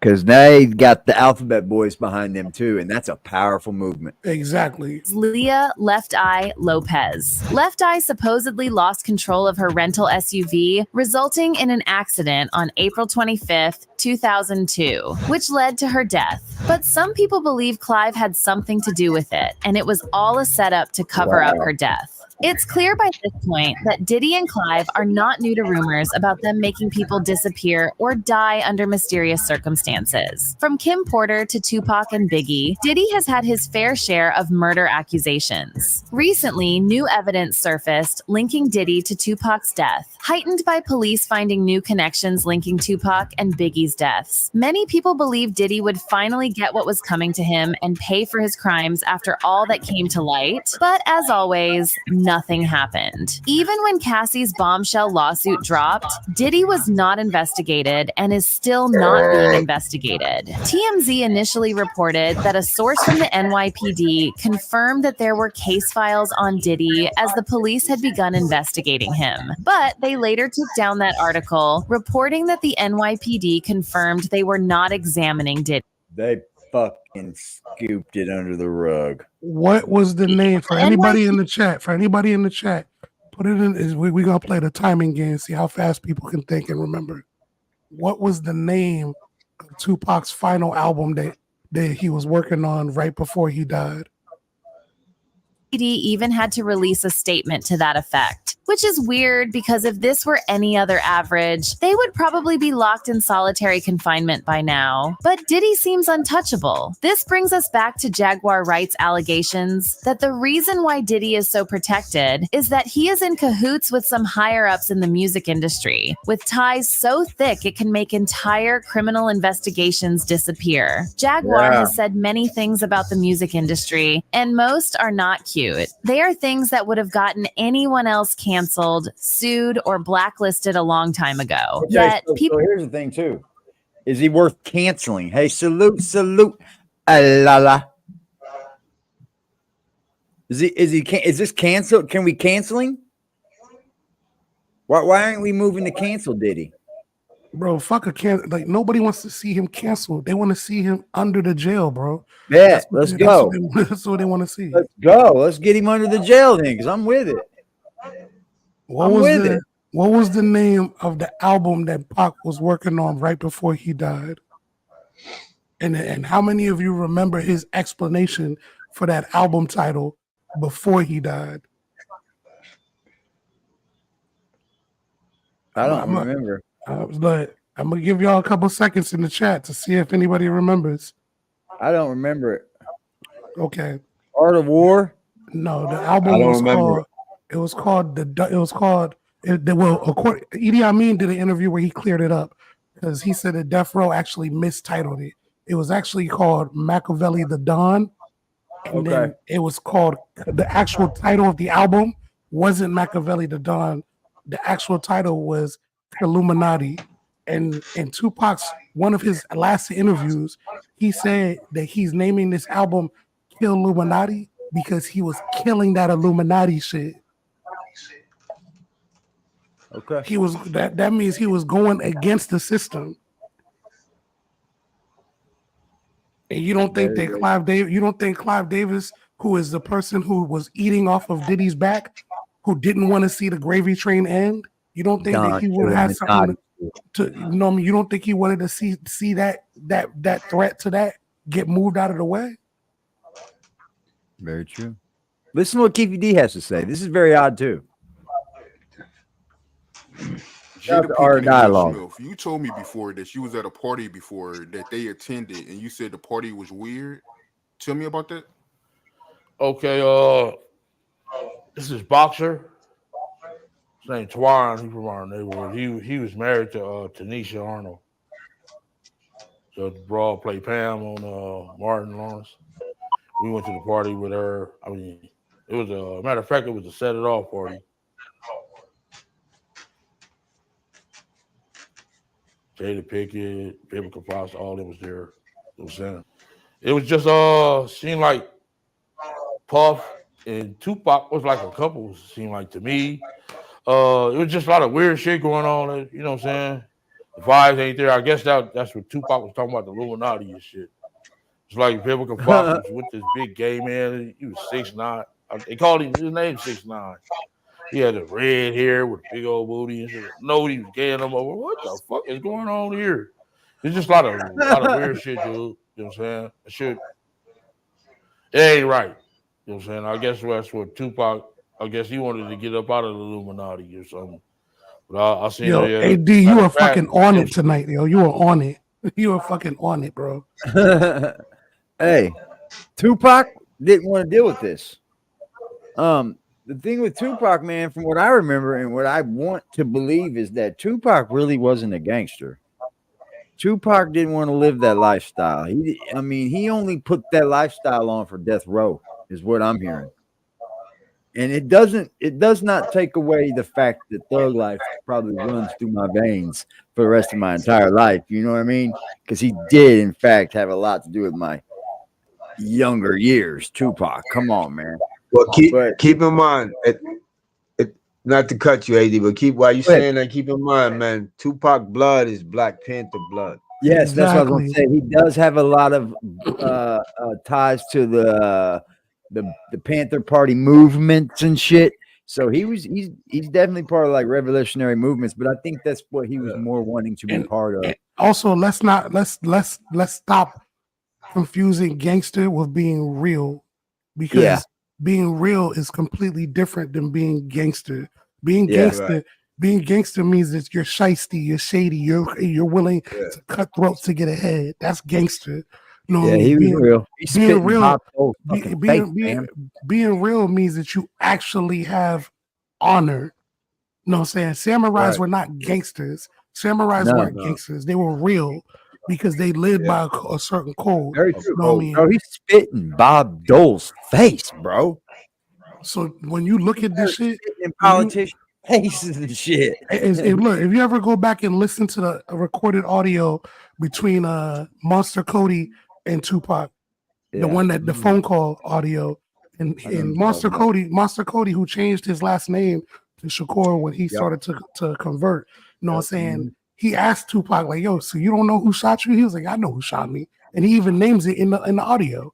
He says it was the 18. You know what I'm saying? He said it was the 18. He knew but his whole thing was like, in due time.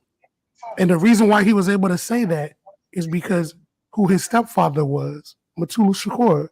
Shakur. Who was Mutulu Shakur's best friend? Chaz Williams. You know what I'm saying? Early on in the game. When you look at all of that, the Panthers, if you ever go back, there's a movie that I really recommend that everybody in here go back and watch. This movie had a gentleman by the name of Max Julian in it. The movie's called The Mac. You know what I mean? Mac. It's the Mac. It's an old school movie. His brother. Yeah. His brother. Yeah, was a part of the movement. TC. His brother is TC from Magnum PI. And in the movie, in the movie, his brother is a part of the movement. And back then, in the movies, they weren't allowed to say Black Panthers. So whenever they were talking about the movement, they were talking about Black Panthers. But yet, Max Julian was a whole pimp. You know what I'm saying? So when he says, bro, he talks about this shit, man, like Illuminati, bro. She pulled off with Tanisha Arnold. You know what I'm saying? In her brand new 560, black one. Yeah, that shit weird, dude. Keefy is Tashina. It's Tashina. Yeah. And what was Tupac doing at the party, yo? Him and Puff was there together. It was there. You know what I'm saying? I believe Keefy because he's so off the wall. I don't know how they fucking fell out or nothing like that. Honestly, you know what I'm he remind me of a homeboy I got. He seemed like he went on a bad trip. Blue sweater. I don't know what the fuck. Him and him hugged up like this with the black hat. He did some drugs. You ever seen that picture? Y'all know the picture he's talking about, right? Yeah. He got the color. He got the color incorrect. At that party that day. Yeah, it's just like a bunch of weird shit. That whole fucking that shit weird, dude. Yeah, bunch of it ain't right. You know what I'm saying?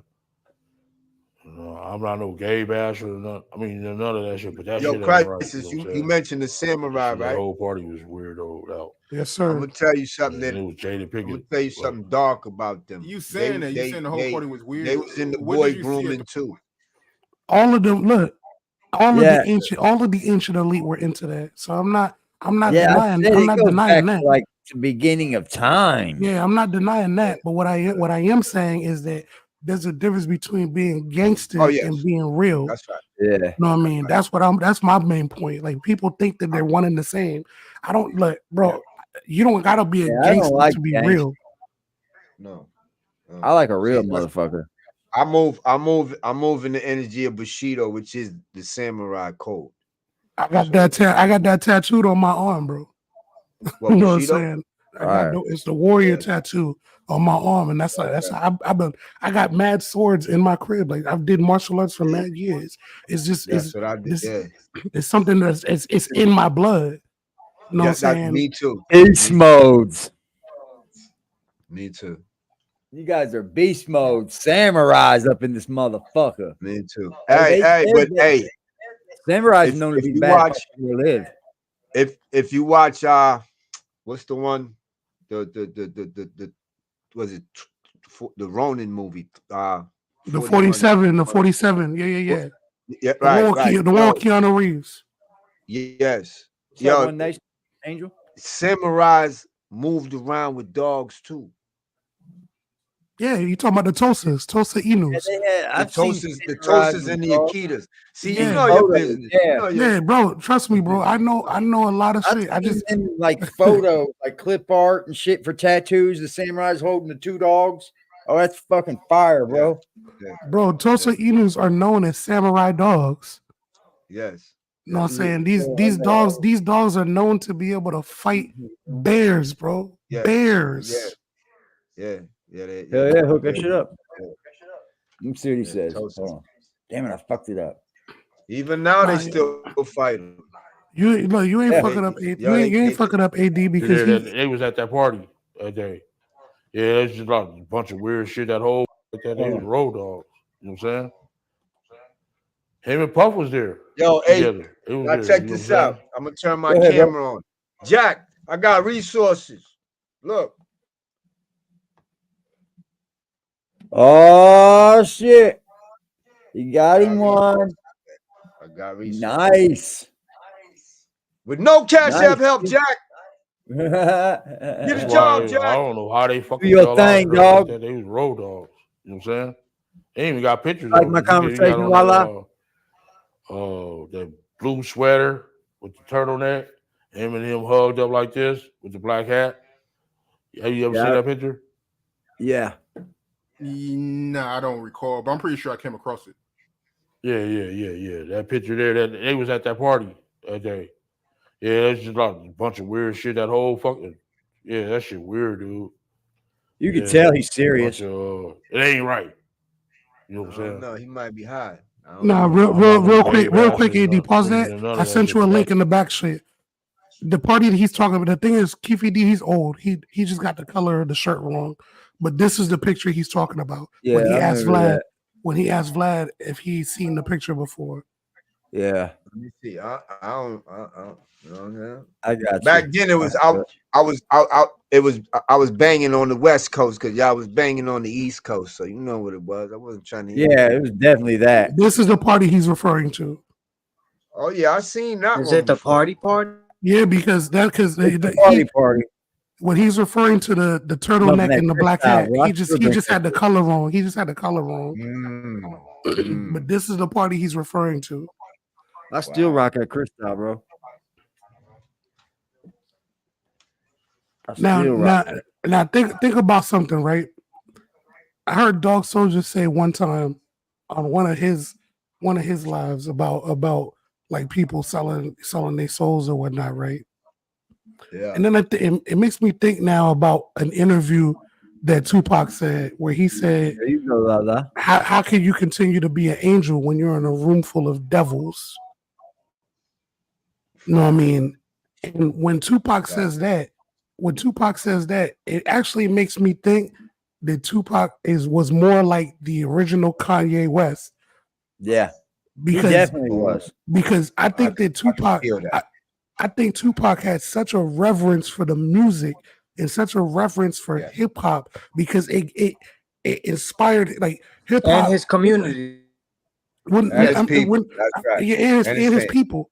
and his people. But what I mean by that is like the way hip hop made him feel as a kid who lived in poverty.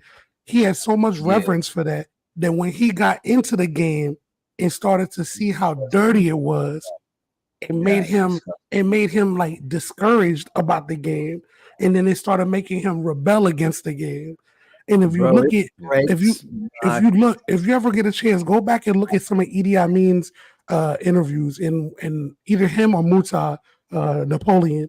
They talked about how Tupac had sent them a list. Tupac had sent them a list of the books that he was reading when he was in prison. Yeah. A lot of these books that he was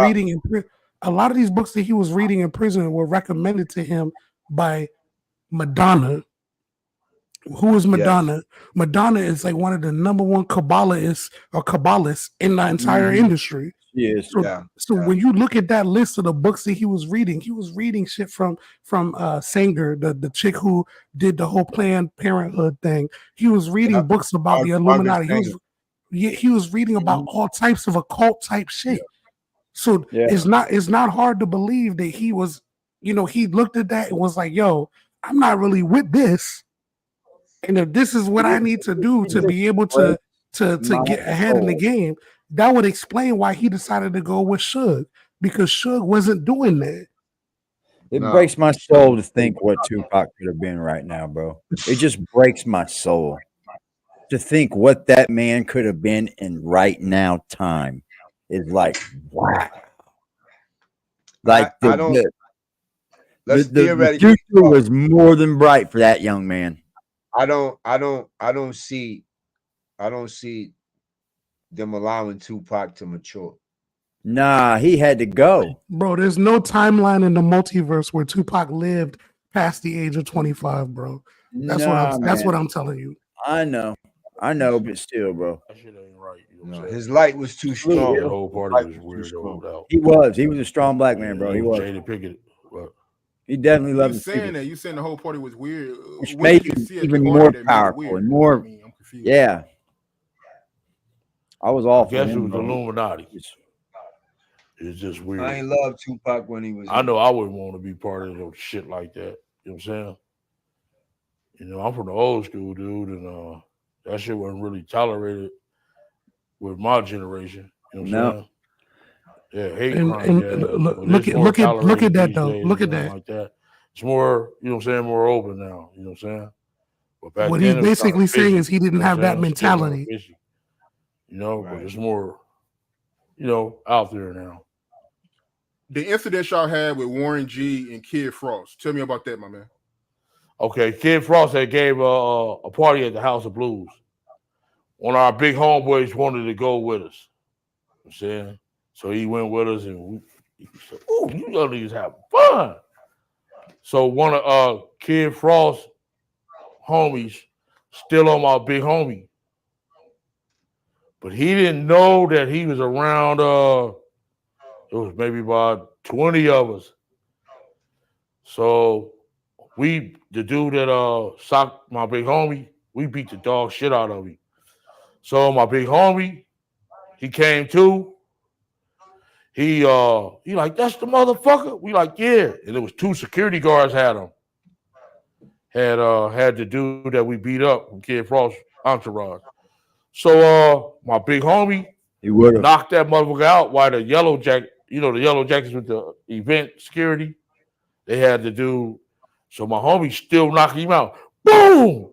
So the dude with the yellow jacket was talking shit. Man, what the fuck is wrong with him? My homeboy knocked out him too. Bam! Like, whoa. So the other one like, man, he got back. Little Jamaican dude come up talking shit. Man, you going crazy? My homeboy socked him too. So we went down to get our car for valet. And it was the dude, it's LBC. And he like, what the fuck is that? And he's like, it's Long Beach City Crib. So my homeboy knew this dude was an imposter. If you from Long Beach, you're going to say Rolling 20s or Insane. You know what I'm saying? You're going to say, real Block Boy. You know what I'm saying? 19th Street. You're going to say something. A real Crip. So this nigga say he's from Long Beach City Crip. My homeboy like, wait a minute. And knocked him out too. So Warren G. them was down there, him and Cedric Wallace waiting on their cars. And they seen my homeboy get bit and left before us. Like, man, you been dumping us for years, man. I'm losing all my motherfucking money betting on your motherfucking ass. So Warren G was right there. He like, my homie like, man, that's a nice ass watch. So I think Keefy D kind of holds the key a little bit, man.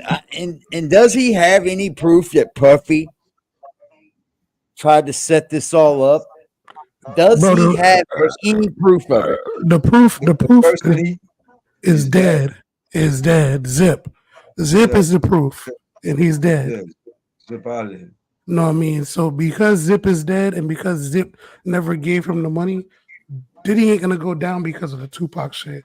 But this is a case, this is a situation similar to OJ Simpson, where because they didn't bleed him first, he had the money for the defense against the murder, which is why he was able to have the quote unquote dream team and get off paper trails, man. And get what? Let's keep it. I'm telling you, bro, he won't go down for the Tupac shit. What's gonna get him? What's gonna get him is the trafficking, bro. The trafficking is what's gonna get him. Ask yourself this question, like you've been asking. How come he hasn't been criminally charged yet? Oh, they don't have it. They're bleeding him, bro. They do. They have it. They're bleeding him. It's coming. First and foremost, like Crisis is saying, what I think they're doing is just like what they did with Thug. They amassed a mountain of charges. Some have with a mountain of evidence. Some have solid evidence behind them. Some have funny evidence behind. Like when Crisis mentioned the dude from college, right? That without proper evidence, that's a speculation. You could be torn apart. You see what I'm saying? But once the scale has enough on it, it's gonna tilt. They're coming for him. But dog, what I'm really saying, dog, is this. What I'm saying to you, dog, is this. If you look at the redacted filing from Cassie, the redacted one, it doesn't look anything like the unredacted one. The unredacted one implicates Diddy into even more shit. Hey, look. If you look at it, look.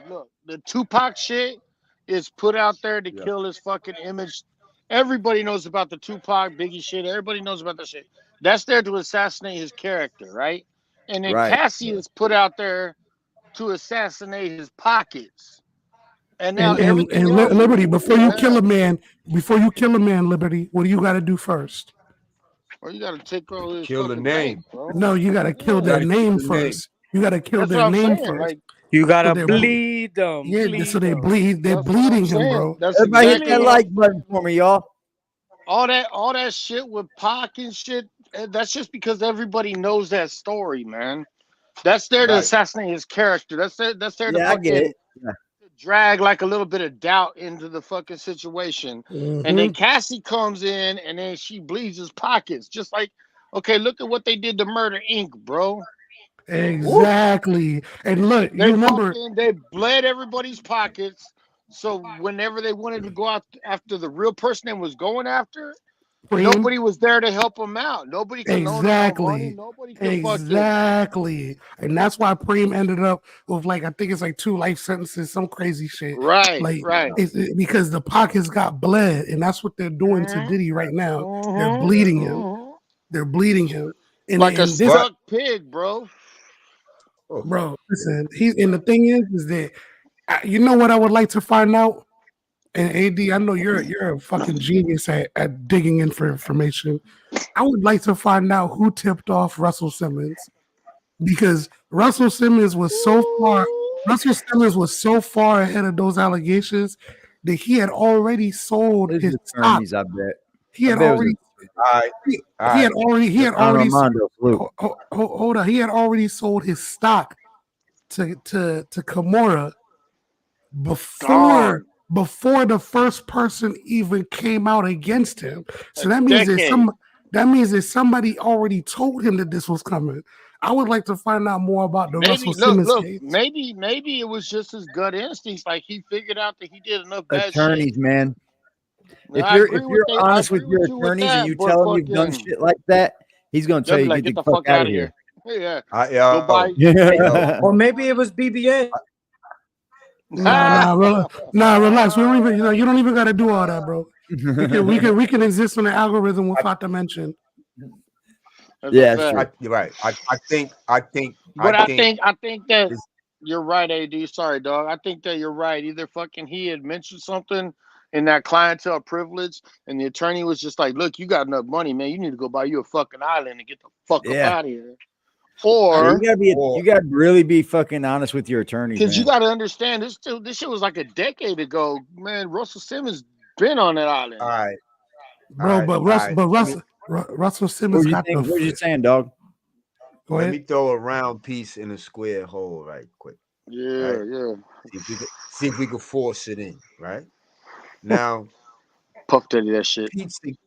Pizzagate. I'm just gonna throw Ooh. that name out. Yeah. Right. Now, it said that a certain hip hop super couple hangs out with an individual that goes between, seems like the people that like pizza and the people over here we're talking about, a lady by the name of Marina Abramovich. Right. So right. what I'm Oprah saying, for 100, fam.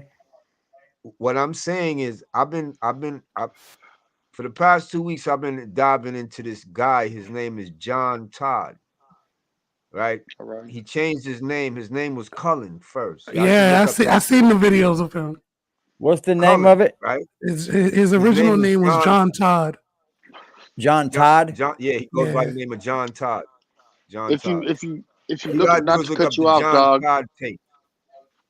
Not to cut you off, dog. If you look at this shit, a lot of it came to fruition whenever the Epstein, Weinstein shit came out, and Trump was like, "We need to fucking drain the pond."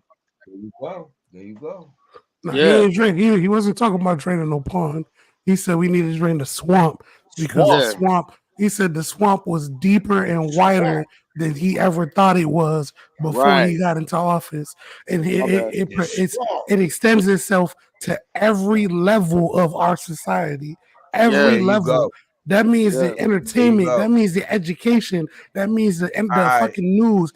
Everything, bro. Everything, bro. Okay, that part right there. Let me ask you this: How are you a soldier? You kill an officer. You don't do no time, and you leave. Hold on, and when you leave out the military, you have an honorable discharge. How does that work? That part. It doesn't work. That's the point. It doesn't work, and because at that point, like, bro, like if something like that happens, that means that there's some bullshit. That means that means there's some bullshit behind the scenes. Listen to me. And all this shit started with who? That's why that man John Todd. Once you get into his information, it correlates up until this time right here. You understand? Wow. This is deeper than what y'all. I'm gonna send you that stuff, AD. I'm with you, deeper than what y'all think, man. AD, I'm gonna send you the John Todd shit, AD, because it's I'm looking at it right now. And yeah. Why should we not believe that people want to be in the Illuminati? People want. Some people actually run to this shit, bro. Yeah. Hey, yo, dog, hold up, real quick, yo. AD, see if you can find that video real quick of Bob Dylan on 60 Minutes talking about who he sold his soul to. The dude said Mick Jagger. The dude said John Todd speaks of Mick Jagger. But the reason why I'm asking him to specifically look up the one about Bob Dylan, though, it's hard to understand it. It's hard. No, he says it. He says it though. He says it. He says, you know who I sold it to. Once you open your eyes to what's going on and you go back and look at these interviews again, it gives you a whole new perspective. It does. They drop everything that's bro, happening now, and then you go back and look at it all, it looks fucking horrible, bro. It all makes sense. You mean it all makes sense now? How many of you read the original Grimm's Tales? The Grimm's Tales.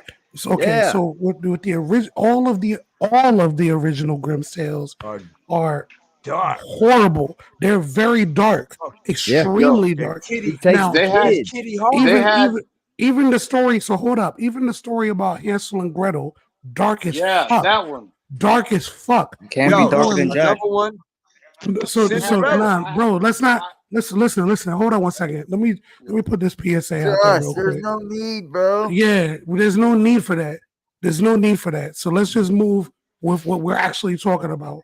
Yeah. So like the original Grimm's Tales. You got time for him. The original Grimm's Tales, that shit is dark as fuck. It's dark as fuck. But when you look at it, think about this, right? Around the time when all of these accusations, if you will, started coming out about R. Kelly, do you remember what he changed his name to? Dark as shit. The Pied Piper. The Pied fucking Piper. And when you read the story about who the Pied Piper was, what did he do? What did he do? Take the kids. He took the fucking kids. So that means that at that time, R. Kelly was so comfortable doing what he was doing. Doing what he was music. doing. No, He not did all that shit. Fuck the making music part, bro. Nah, not that part. That he put it in front of everybody's face. He literally changed his nickname to the Pied fucking Piper to put in everybody's face that I'm taking your kids and you can't do shit about it. Hey, my daughter came home with that Hansel and Gretel book from school. Is this allegedly? Right? She came on my daughter. Nah, nigga, this ain't allegedly. Allegedly. No, this ain't allegedly. Oh, he did say he was named Pied Piper. He did that shit. Daughter, I'm telling you, my daughter came home with that Grimm's Tale. They had that shit in the So school. it's allegedly? And at the fifth No, it's grade not level, allegedly, she was reading. Bro, I had to fucking call the school and be like, do you understand what these kids are reading in these books? Like, the Grimm's Tales, that's just not good for fucking middle schoolers. Yo, that's just deep and devilish. You got to be in high school for Grimm, bro. You got to be in high school to be reading Grimm. AD, I'm about to blow you a soundboard because I elementary. need you to be able to do the clapping sound right now for I can do it. What Just said, what Liberty just said. I mean, what Liberty just said. I got the claps you, and shit. Yeah, you need that because look. Shit, let me show y'all too. Check it. Yo, Frost. I got one. Oh, there you go. There you go. He's moving. Bro, but hold on. Watch this. Watch this. AD. Uh-oh, he got him a tooth. He got him a tooth trampoline. You heard me? I literally had to call the school when my daughter was in elementary middle school and be like, yo, this shit, they're talking about fucking putting this chick in fucking shoes while they're fucking fiery hot and burning her ass. You know what I'm saying? Like, it's crazy. The Grimm's Tales, it's not right for kids like that. They're cutting their foot off to put it in the sand. I'm like, what's going on? This shit is deep. Hell nah, she said. Hell nah. Yo, blood coming. The prince is like, why? What pic did he put on there? To go back to what Crisis was saying, though, for this man to understand the fucking the theology of the going into the books, right, with the Grimm's Tales, and then to go out and call himself the Pied Piper, knowing what that means, bro. Look, it's disgusting, bro. I know a guy that came from Chicago, and he's a vice lord. His fucking brother was a chief, and one day we was out there talking about R. Kelly, and this motherfucker went off on me. Fuck R. Kelly, this, and that. Fuck that dude. He's a fucking pervert. And we was like, yo, he makes good music. And he's like, yo, fuck R. Kelly. Like, this motherfucker was passionate about fuck R. Kelly because he actually knew the guy. Like, he actually knew that R. Kelly was a fucking creeper. Yeah, like, he knew him from around the way. They grew up in the same neighborhood. He's like, that motherfucker would be outside of fucking middle schools and shit. Fuck that dude. Like, and bro, not till fucking a couple years later, and I see the shit start coming out, and I'm like, damn, the dude knew what the fuck he was talking about. You know what I mean? Yo, hold the fuck up. Hold the fuck up. What is this picture, AD? What is this? This was on Behind the Bar. Yo, Community wall. yo, that's fucking This Aaliyah looks like a right pretty there. dope picture. Hey, explain That's to Yo, you Clyde. call that shit a pretty dope picture? Come on, nigga. No, that's Them fucked little up. girls, that's bro. Dame, nigga. Yeah, what the That's fuck you talking Dame. about? You know I don't know That's anything. Dame dad. Dame, You know I don't Harv know anything. Pierre. I'm just a dumb little stupid little nigga, you know. No, that's Andre Harrell. Okay, Andre That's Andre Harrell. That's Andre Harrell, Harrell. That's Puff not Daddy. Aaliyah, Puff Daddy, and then a couple more No, underage that's On not a girls. Aaliyah. bed. Oh Yes, wow. it is. They look a little bit That too is happy. Aaliyah. A Too little bit comfortable, bro. too happy. A little, Now, a now, little now, party now, party. now, AD, Yo, you see yo, that? You see that picture, AD, right? You see that, right? And you remember the picture I showed you? Because and think about yo, what they've all described about these parties. People end up drinking and What then are you doing, smoking mama? something, and then they smoke something that puts them in a whole different mindset. And remember that wall fresco that I sent you Chilling. the picture of? When you look at that wall yo. fresco, you see they were drinking wine and they were smoking something that will put them in an altered mindset. You know what I mean? Like These motherfucking people are crazy, bro. Dog She Soldier, says was that that's you? J Lo on Diddy's right. No, that's Cassie, ain't it? No, No, not No, that's J-Lo. not That's Cassie. That's not Cassie. Cassie. no, Who No, that's is Aaliyah. that? That's that's Aaliyah. Aaliyah. That's Aaliyah. It's not That Cassie. looks like Aaliyah. OMG. So look, Yeah, that's That's Aaliyah. Aaliyah, Dog Andre Soldier though. Harrell, Puff Daddy, What up? fucking female right Little there white on the girl very Andre. from far left. fucking San Jose, After Andre, California. the female on the left. Dog, were you the one that She's mentioned the whole somebody to thing get about? her. Yeah. Were you the one that All mentioned the right. whole thing about like the oh man, I get sidetracked when people are talking, but like, Actually, are you the one? Are you the one that mentioned the whole idea of basically like they were doing sex magic? yeah, that's me.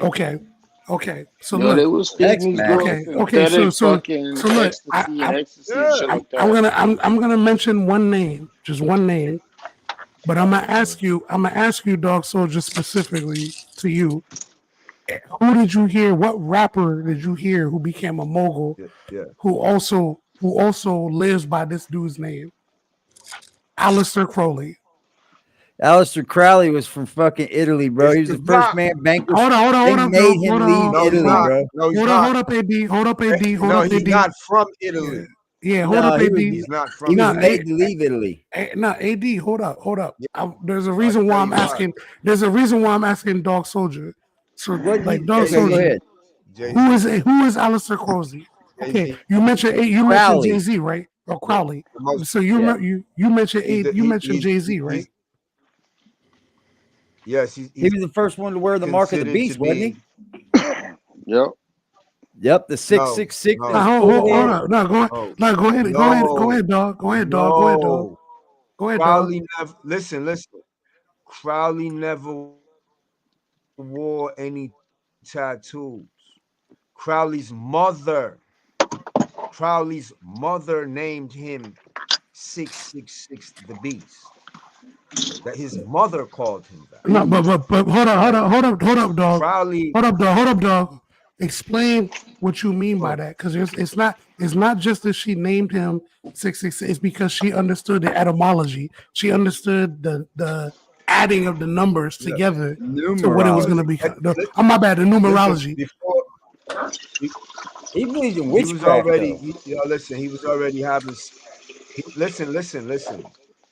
He was already doing deviant behavior. You talking And about Diddy? like really weird.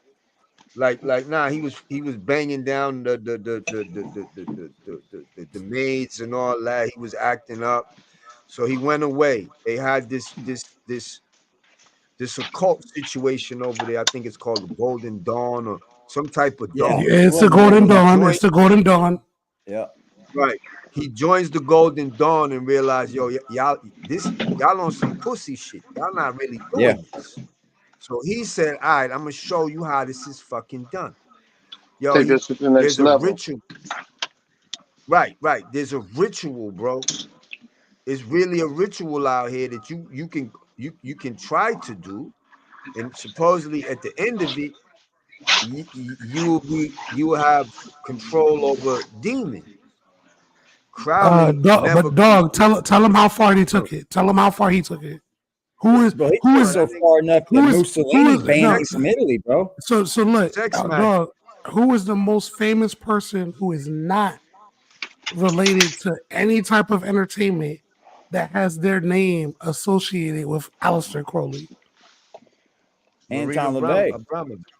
Well, No, he's it's not allowed. neither one of them. It was Jack Parsons, the same person who is responsible for us discovering the freaking nuclear bomb.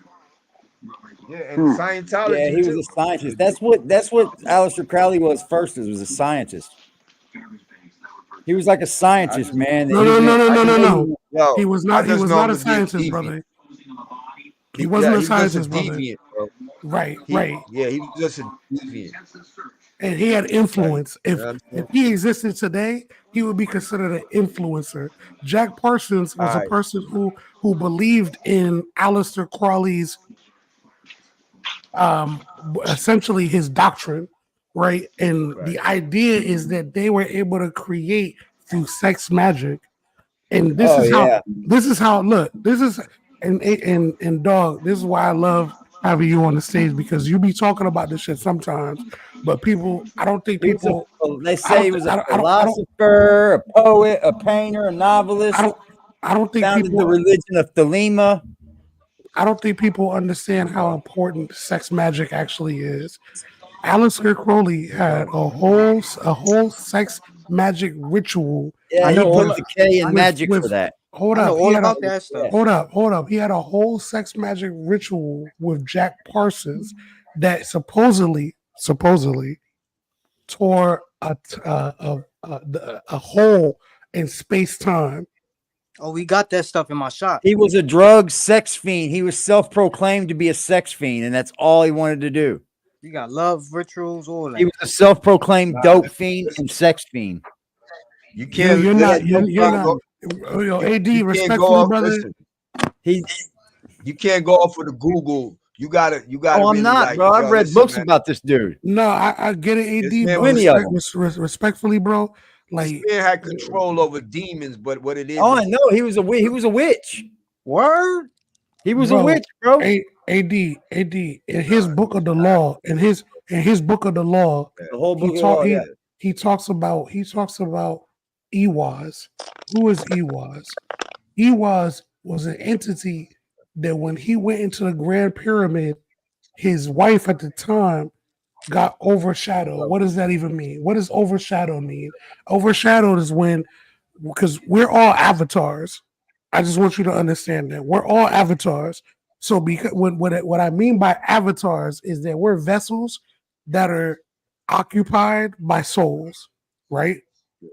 Now, when you start to do what was that, Dark? Or what was that, dog? No, I'm saying some people don't want to. Some people don't want to believe that. But but dog, you and I both know that you believing. Oh, I know that. Whether you believe in the truth or not doesn't mean that it's not the truth. That part. You know what I'm saying? He founded a religion called Thelema. I'm sure. Look, AD. What I'm trying to explain to you is that when he went to the Grand Pyramid, his wife was overtaken or overshadowed by an entity. Go ahead. Before you go any further, what you need to tell him is what he was doing in the fucking pyramid. So what they did was him and his wife. Listen, they went on a tour, right? They ditched the tour people and waited till the sun went down. Then they went in the pyramid during the night and started doing rituals. The ritual, yeah. This is why his wife was overtaken. Yeah. Right. Okay. No, that's a fact. That's a fact. That's a fact. Now, and when you read his book, when you read his book, the spirit that overtook his wife and overshadowed her, that's what they call it, overshadowing. When another entity is able to enter your vessel and take control of your vessel. Yeah. The person who overtook his wife was Right, named yo. was named was named Xenu.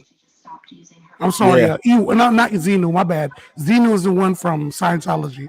It was named Ewaz. Ewaz overtook his wife. Ewaz is the one. By overtook, E, most people call that possessing. exactly. Now So she was Ewaz possessed. is the one that dictated to him the book of the law. That's the one who and look in the middle of that situation. Aleister Crowley asks Ewaz, "What are you?" Ewaz says, "In the old days, they called us angels, but in the future, they're gonna call us something else." And then he drew a picture of what he was seeing, because in that moment, it's not his wife's face; it's a whole different face. Yeah, He's there's a drawing lot of different things look, that look, Oscar Crowley hold up, AD, hold up. You know, Iwa's African word. He draws a picture, and when he draws the picture, this is literally the first modern day image of a gray that we have. Is Yeah, that's true. from the picture Demon. that he drew of his wife, who was overshadowed by an entity that wasn't from this dimension. Yeah, I've read a few of his books, dude. They say he was just like the modern day fucking Charles Manson, kind of like not the modern day, but the older time Charles Manson. Like he was the first cult leader to run like real demonic possession. I don't believe Charles that. Manson I don't looks believe like that. a pussy. You don't believe it? It's true, No, bro.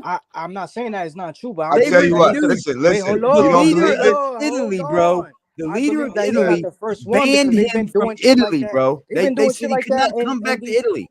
They've been doing shit like that in Wait. Haiti and Africa, all these places doing evil rituals since the fucking earth, just forever. Yeah, bro, but he was Just doing it at a rate that just it was happening, and people were coming to Let find me him. hold up. I get Let me that tell part. I you get this. that Let part. me tell you But I this. don't believe he was the first. You see how people No, I'm saying it's gravitate to Israel? the bad summons him.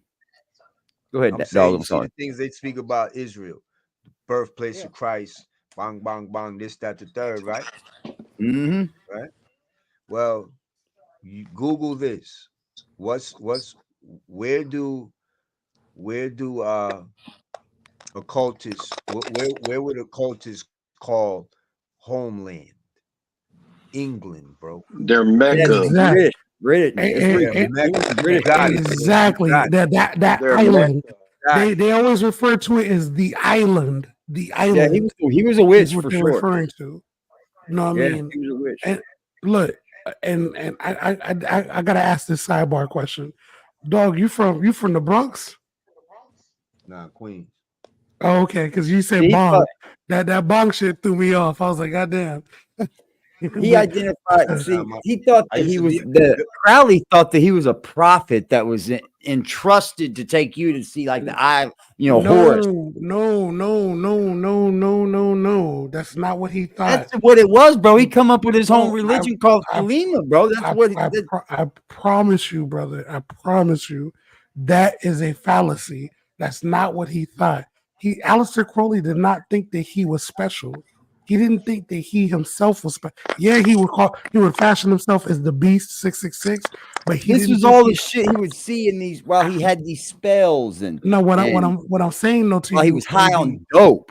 what I'm saying to you though, AD, is that he never considered himself to be special. So all of this stuff that he was seeing, all he did was transcribe it. That's all he did.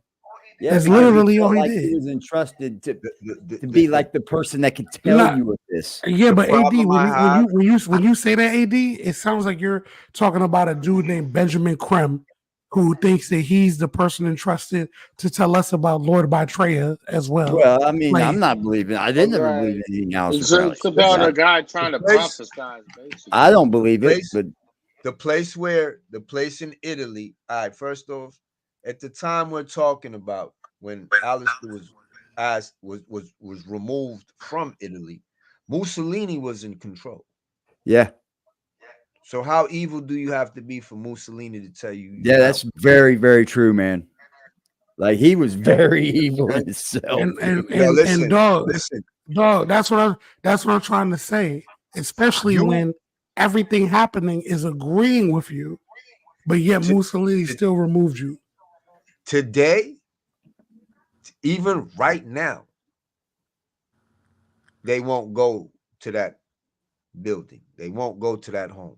That home still stands. They believe that home is highly charged. No, That the place mansion? that he had in Italy. Yeah, the Somebody place. did buy it, dog. No, somebody did buy it, but the thing Jimmy is Page, like, Led Zeppelin bought it. right. But did they tear it down? No, they didn't tear it down.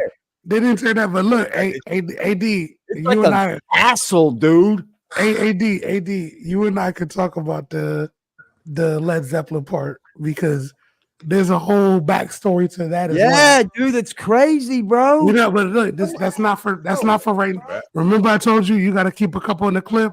It's not for right. Like, bro, listen. Crowley's a whole nother show in itself. Here's the thing. I just didn't believe it.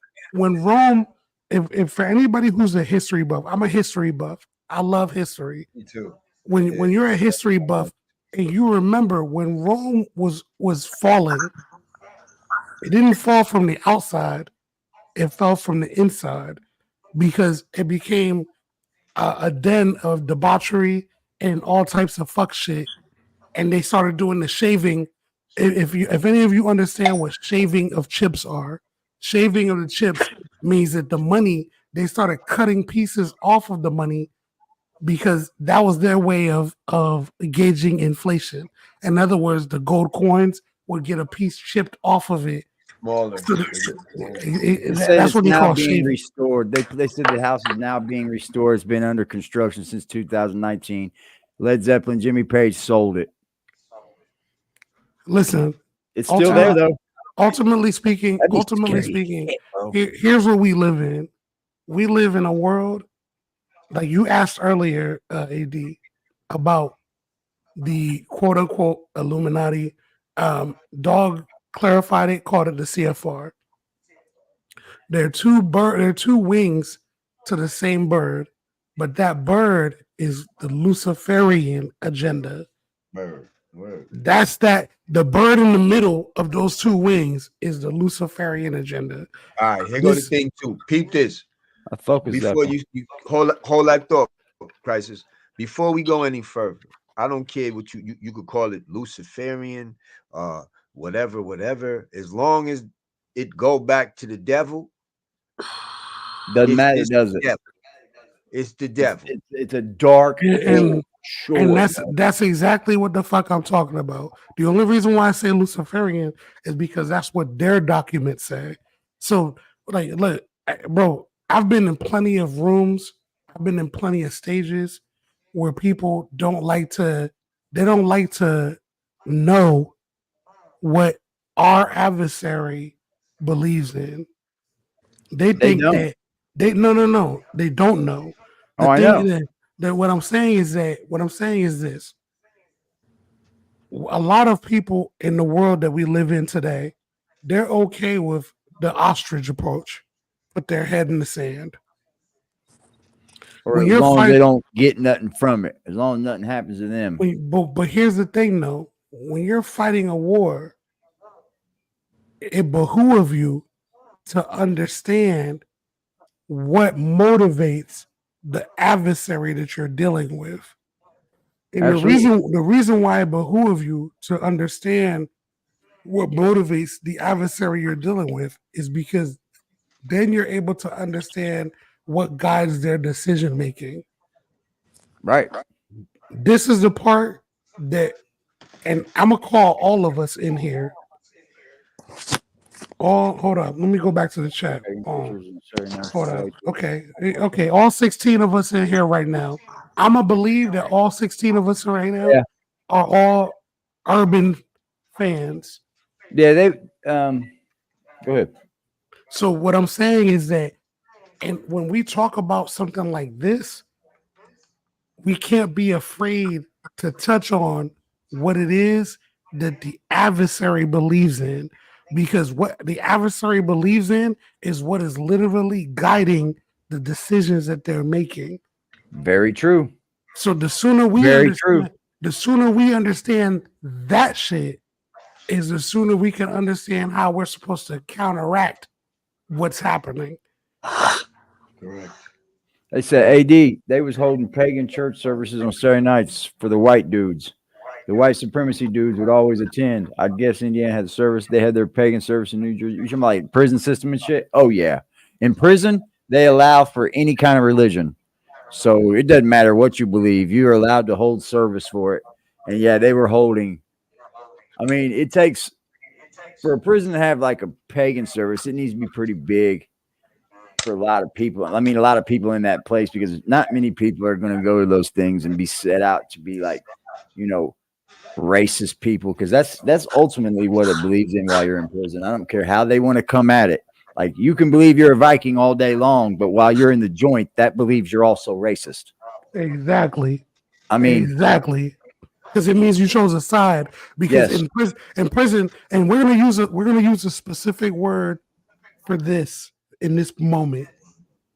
It doesn't mean that, I don't mean like they're running around on the street doing this, but prison is divided up into tribes. Yeah, it is. It's all about. I believe that. You got look. We can't sit here and say, okay, prison's this way. You got your whites, you got your blacks, you got your Mexicans. It's really not that way, because you do have your whites, you do have your blacks, you do. Everything is broke up racially, but it doesn't have to be that way, because you do have No. whites. I don't mean racially, AD. I know. It's by heritage for sure. What I mean, AD, is that you and I. Okay, look, we both homeboys, right? Right. We both get locked up together on the same shit. Neither one of us snitch on each other. We both get the time, right? Right. When we get into the system, they might send you to a place different than where they send me. Yep. Now, when they do that, you have a choice. Because when you get there and you don't want to have no problems, you have to align yourself with certain groups. Nah, that's what I was going to say. You really don't have to, because you don't. You really don't have to, man.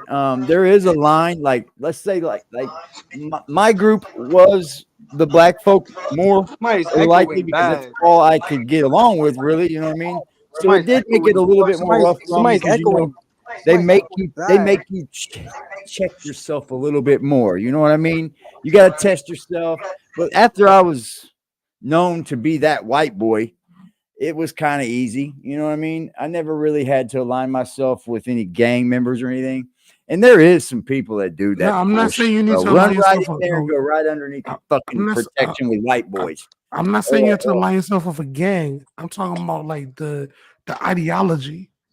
Yeah, they do that shit, bro. They do. The ideology, not the gang. The ideology. You'll see the white boys walking around with them Thor's hammers. They'll be wearing it here. I'm glad you mentioned it before I did. But yeah, they'll be walking around with Thor's hammers. They'll absolutely put on this that they're Viking look. They'll shave their head like Vikings. They'll fucking deck out with the fucking white power pride tattoos. And when the funny thing is, bro, some of them dudes I seen in the jail system, I knew who they were out here. And then when they come back out here, they're back being wannabes. Straight up. And I watched over again. Why did they do it though? Why did they do it though? Protection. For self-preservation. And most of the time, you know what's stupid? It's those guys that do them the worst. Exactly. Because at that point, they know that they're at the mercy of. Bro, I've seen people stand in toilets for 6 hours, drink soup out of boots. I'm like, that's what y'all do to get in this shit, man? Get the fuck out of here. Y'all ain't degrading me that way. You think you could punk on me the rest of my time here? Have me doing dumb shit? Have me losing my fucking time? Hell to the nah. I'm good. So look, when we see, I never really was approached about it, really. So AD, when we see what's happening right now, right, where it looks like they're trying to, it looks not even trying to, it looks like there's a takedown of it. Not even a takedown. Let's call this what it really is. This is the unveiling of entertainment. Yeah, they're going to get the people that we see is what it is. They're not going to get these people like Clyde Davis and shit. They're going to get the people we see. I look, we don't know if they're going to go for Clyde Davis. At some point in time, we would hope that they actually go for the big fish instead of the weird thing is to us, Diddy's the big fish. To us, I'm bucking. I'm me too. To us, Diddy is the big fish. The reality is he's not the big fish. And, he's not. And this is what I meant when I said that Diddy was gonna go out like Nino Brown, because he was gonna tell on everyone before he goes down by himself, because that's just the nature of his character. He probably already is. He's probably already been behind the wall, the meeting. You know what I mean? He's probably already been in the meeting with them. You know, what do you guys want to know, man? Blah, blah, blah, blah, blah. I guarantee it. I guarantee it. And it's going to be a few. It might be a few of these stars that we see a lot of, and it might be a lot of these record executives too, man. Not the executive, but a little bit higher than Puffy. In the video you played, there's one name that stood out to me, and if they come after him, then I'm gonna know that shit is real. And that's Tommy Mottola. Tommy Mottola.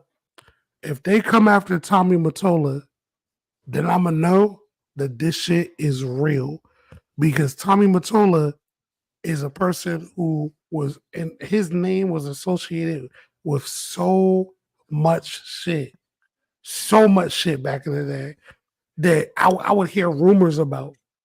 He groomed Mariah. He did too. And goddamn, Mariah's my fucking. That's my ultimate fucking. But the thing is though, if they end up, because again, personally, I believe that when we unravel the Clive Davis. What about the Virgin Mobile dude? Oh no, you're talking about Richard Branson. Yeah. Look, when we unravel the Clive Davis,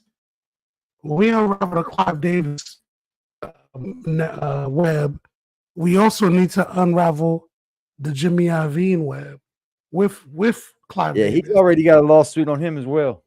Okay.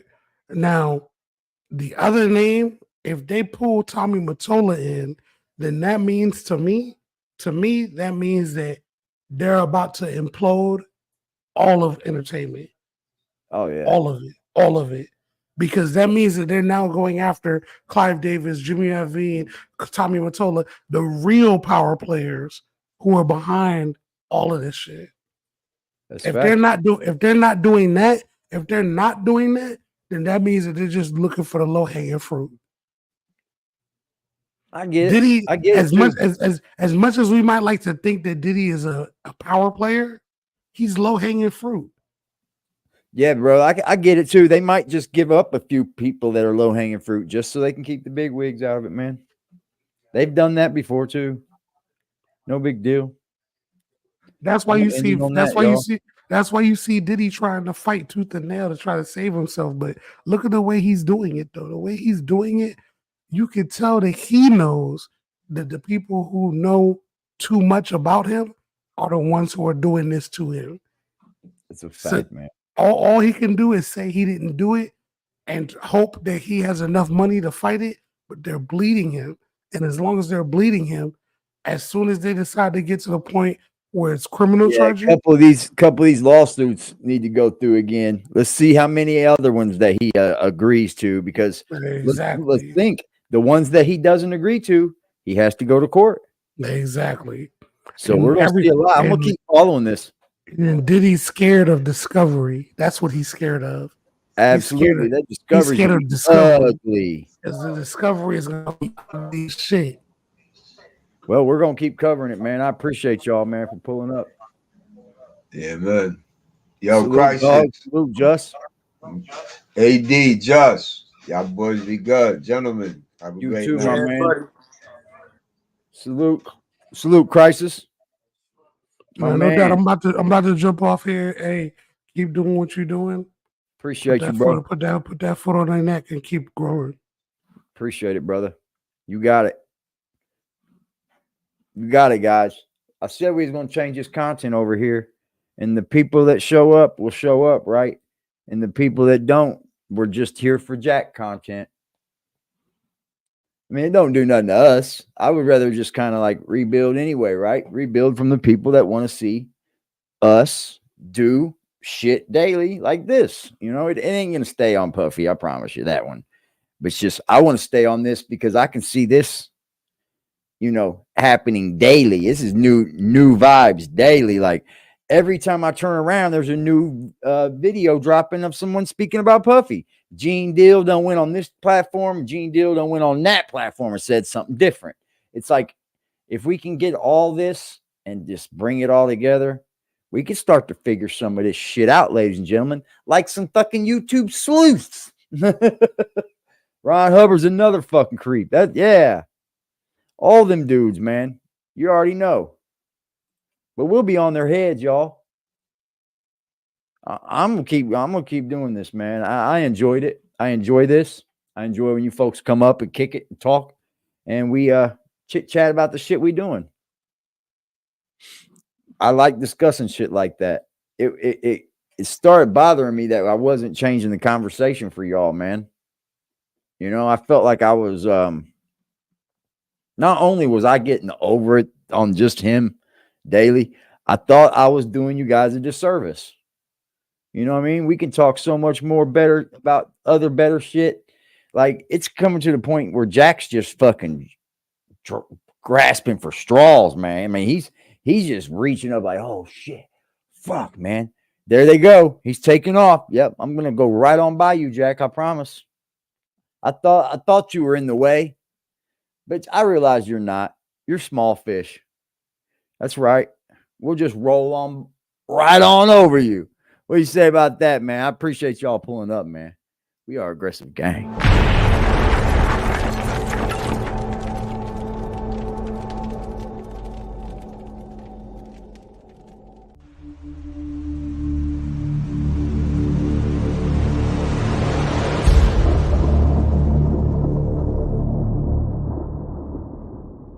Hit the block with a sack and a Glock and a back full of rock with my skill on the seat. Clutching and looking my brother behind me, he up and he busting whoever he see. Niggas be rapping, but ain't never done it. They know how I'm coming, they know I'm a creep.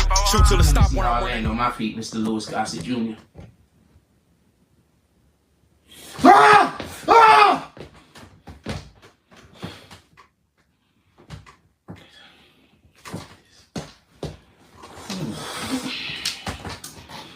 You gotta do this, you gotta do it, you gotta do it, you gotta do it, you gotta do it, you gotta do it, you gotta do it, you gotta do it, you gotta do this. We can do this. We can do this. We can do this. This is it? We done? We done? I'm not quitting my job because niggas fucking destroyed my platform. I'm not bad at my job. I'm not bad at my job. I'm not quitting my job. I'm not quitting my dreams because other people can. I'm not gonna lie. I'm seriously thinking about just worshiping the devil. I know that's the wrong thing to do, but if I assume I'm going to hell anyway. But if I worship the devil, I could die soon and probably. I'm really considering doing it. I'm not even lying.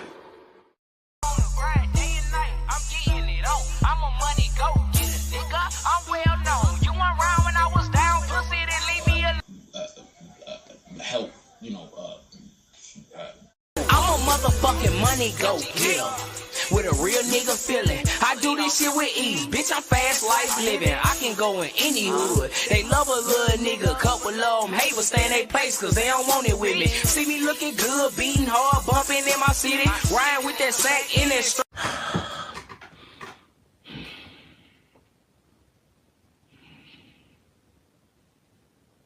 I'm not gonna go get a job because you destroyed my platform. My platform is just fine. If y'all wasn't here harassing me, I wouldn't have a fucking problem. If y'all wasn't here trying to make everybody hate me, I wouldn't have a problem. You're trying to force me to. You know what the fuck going on, nigga? Huh? Niggas 12 real. I ain't going back and forth up on the internet. Told her friend I hit, now she won't let me get in that. Nigga steady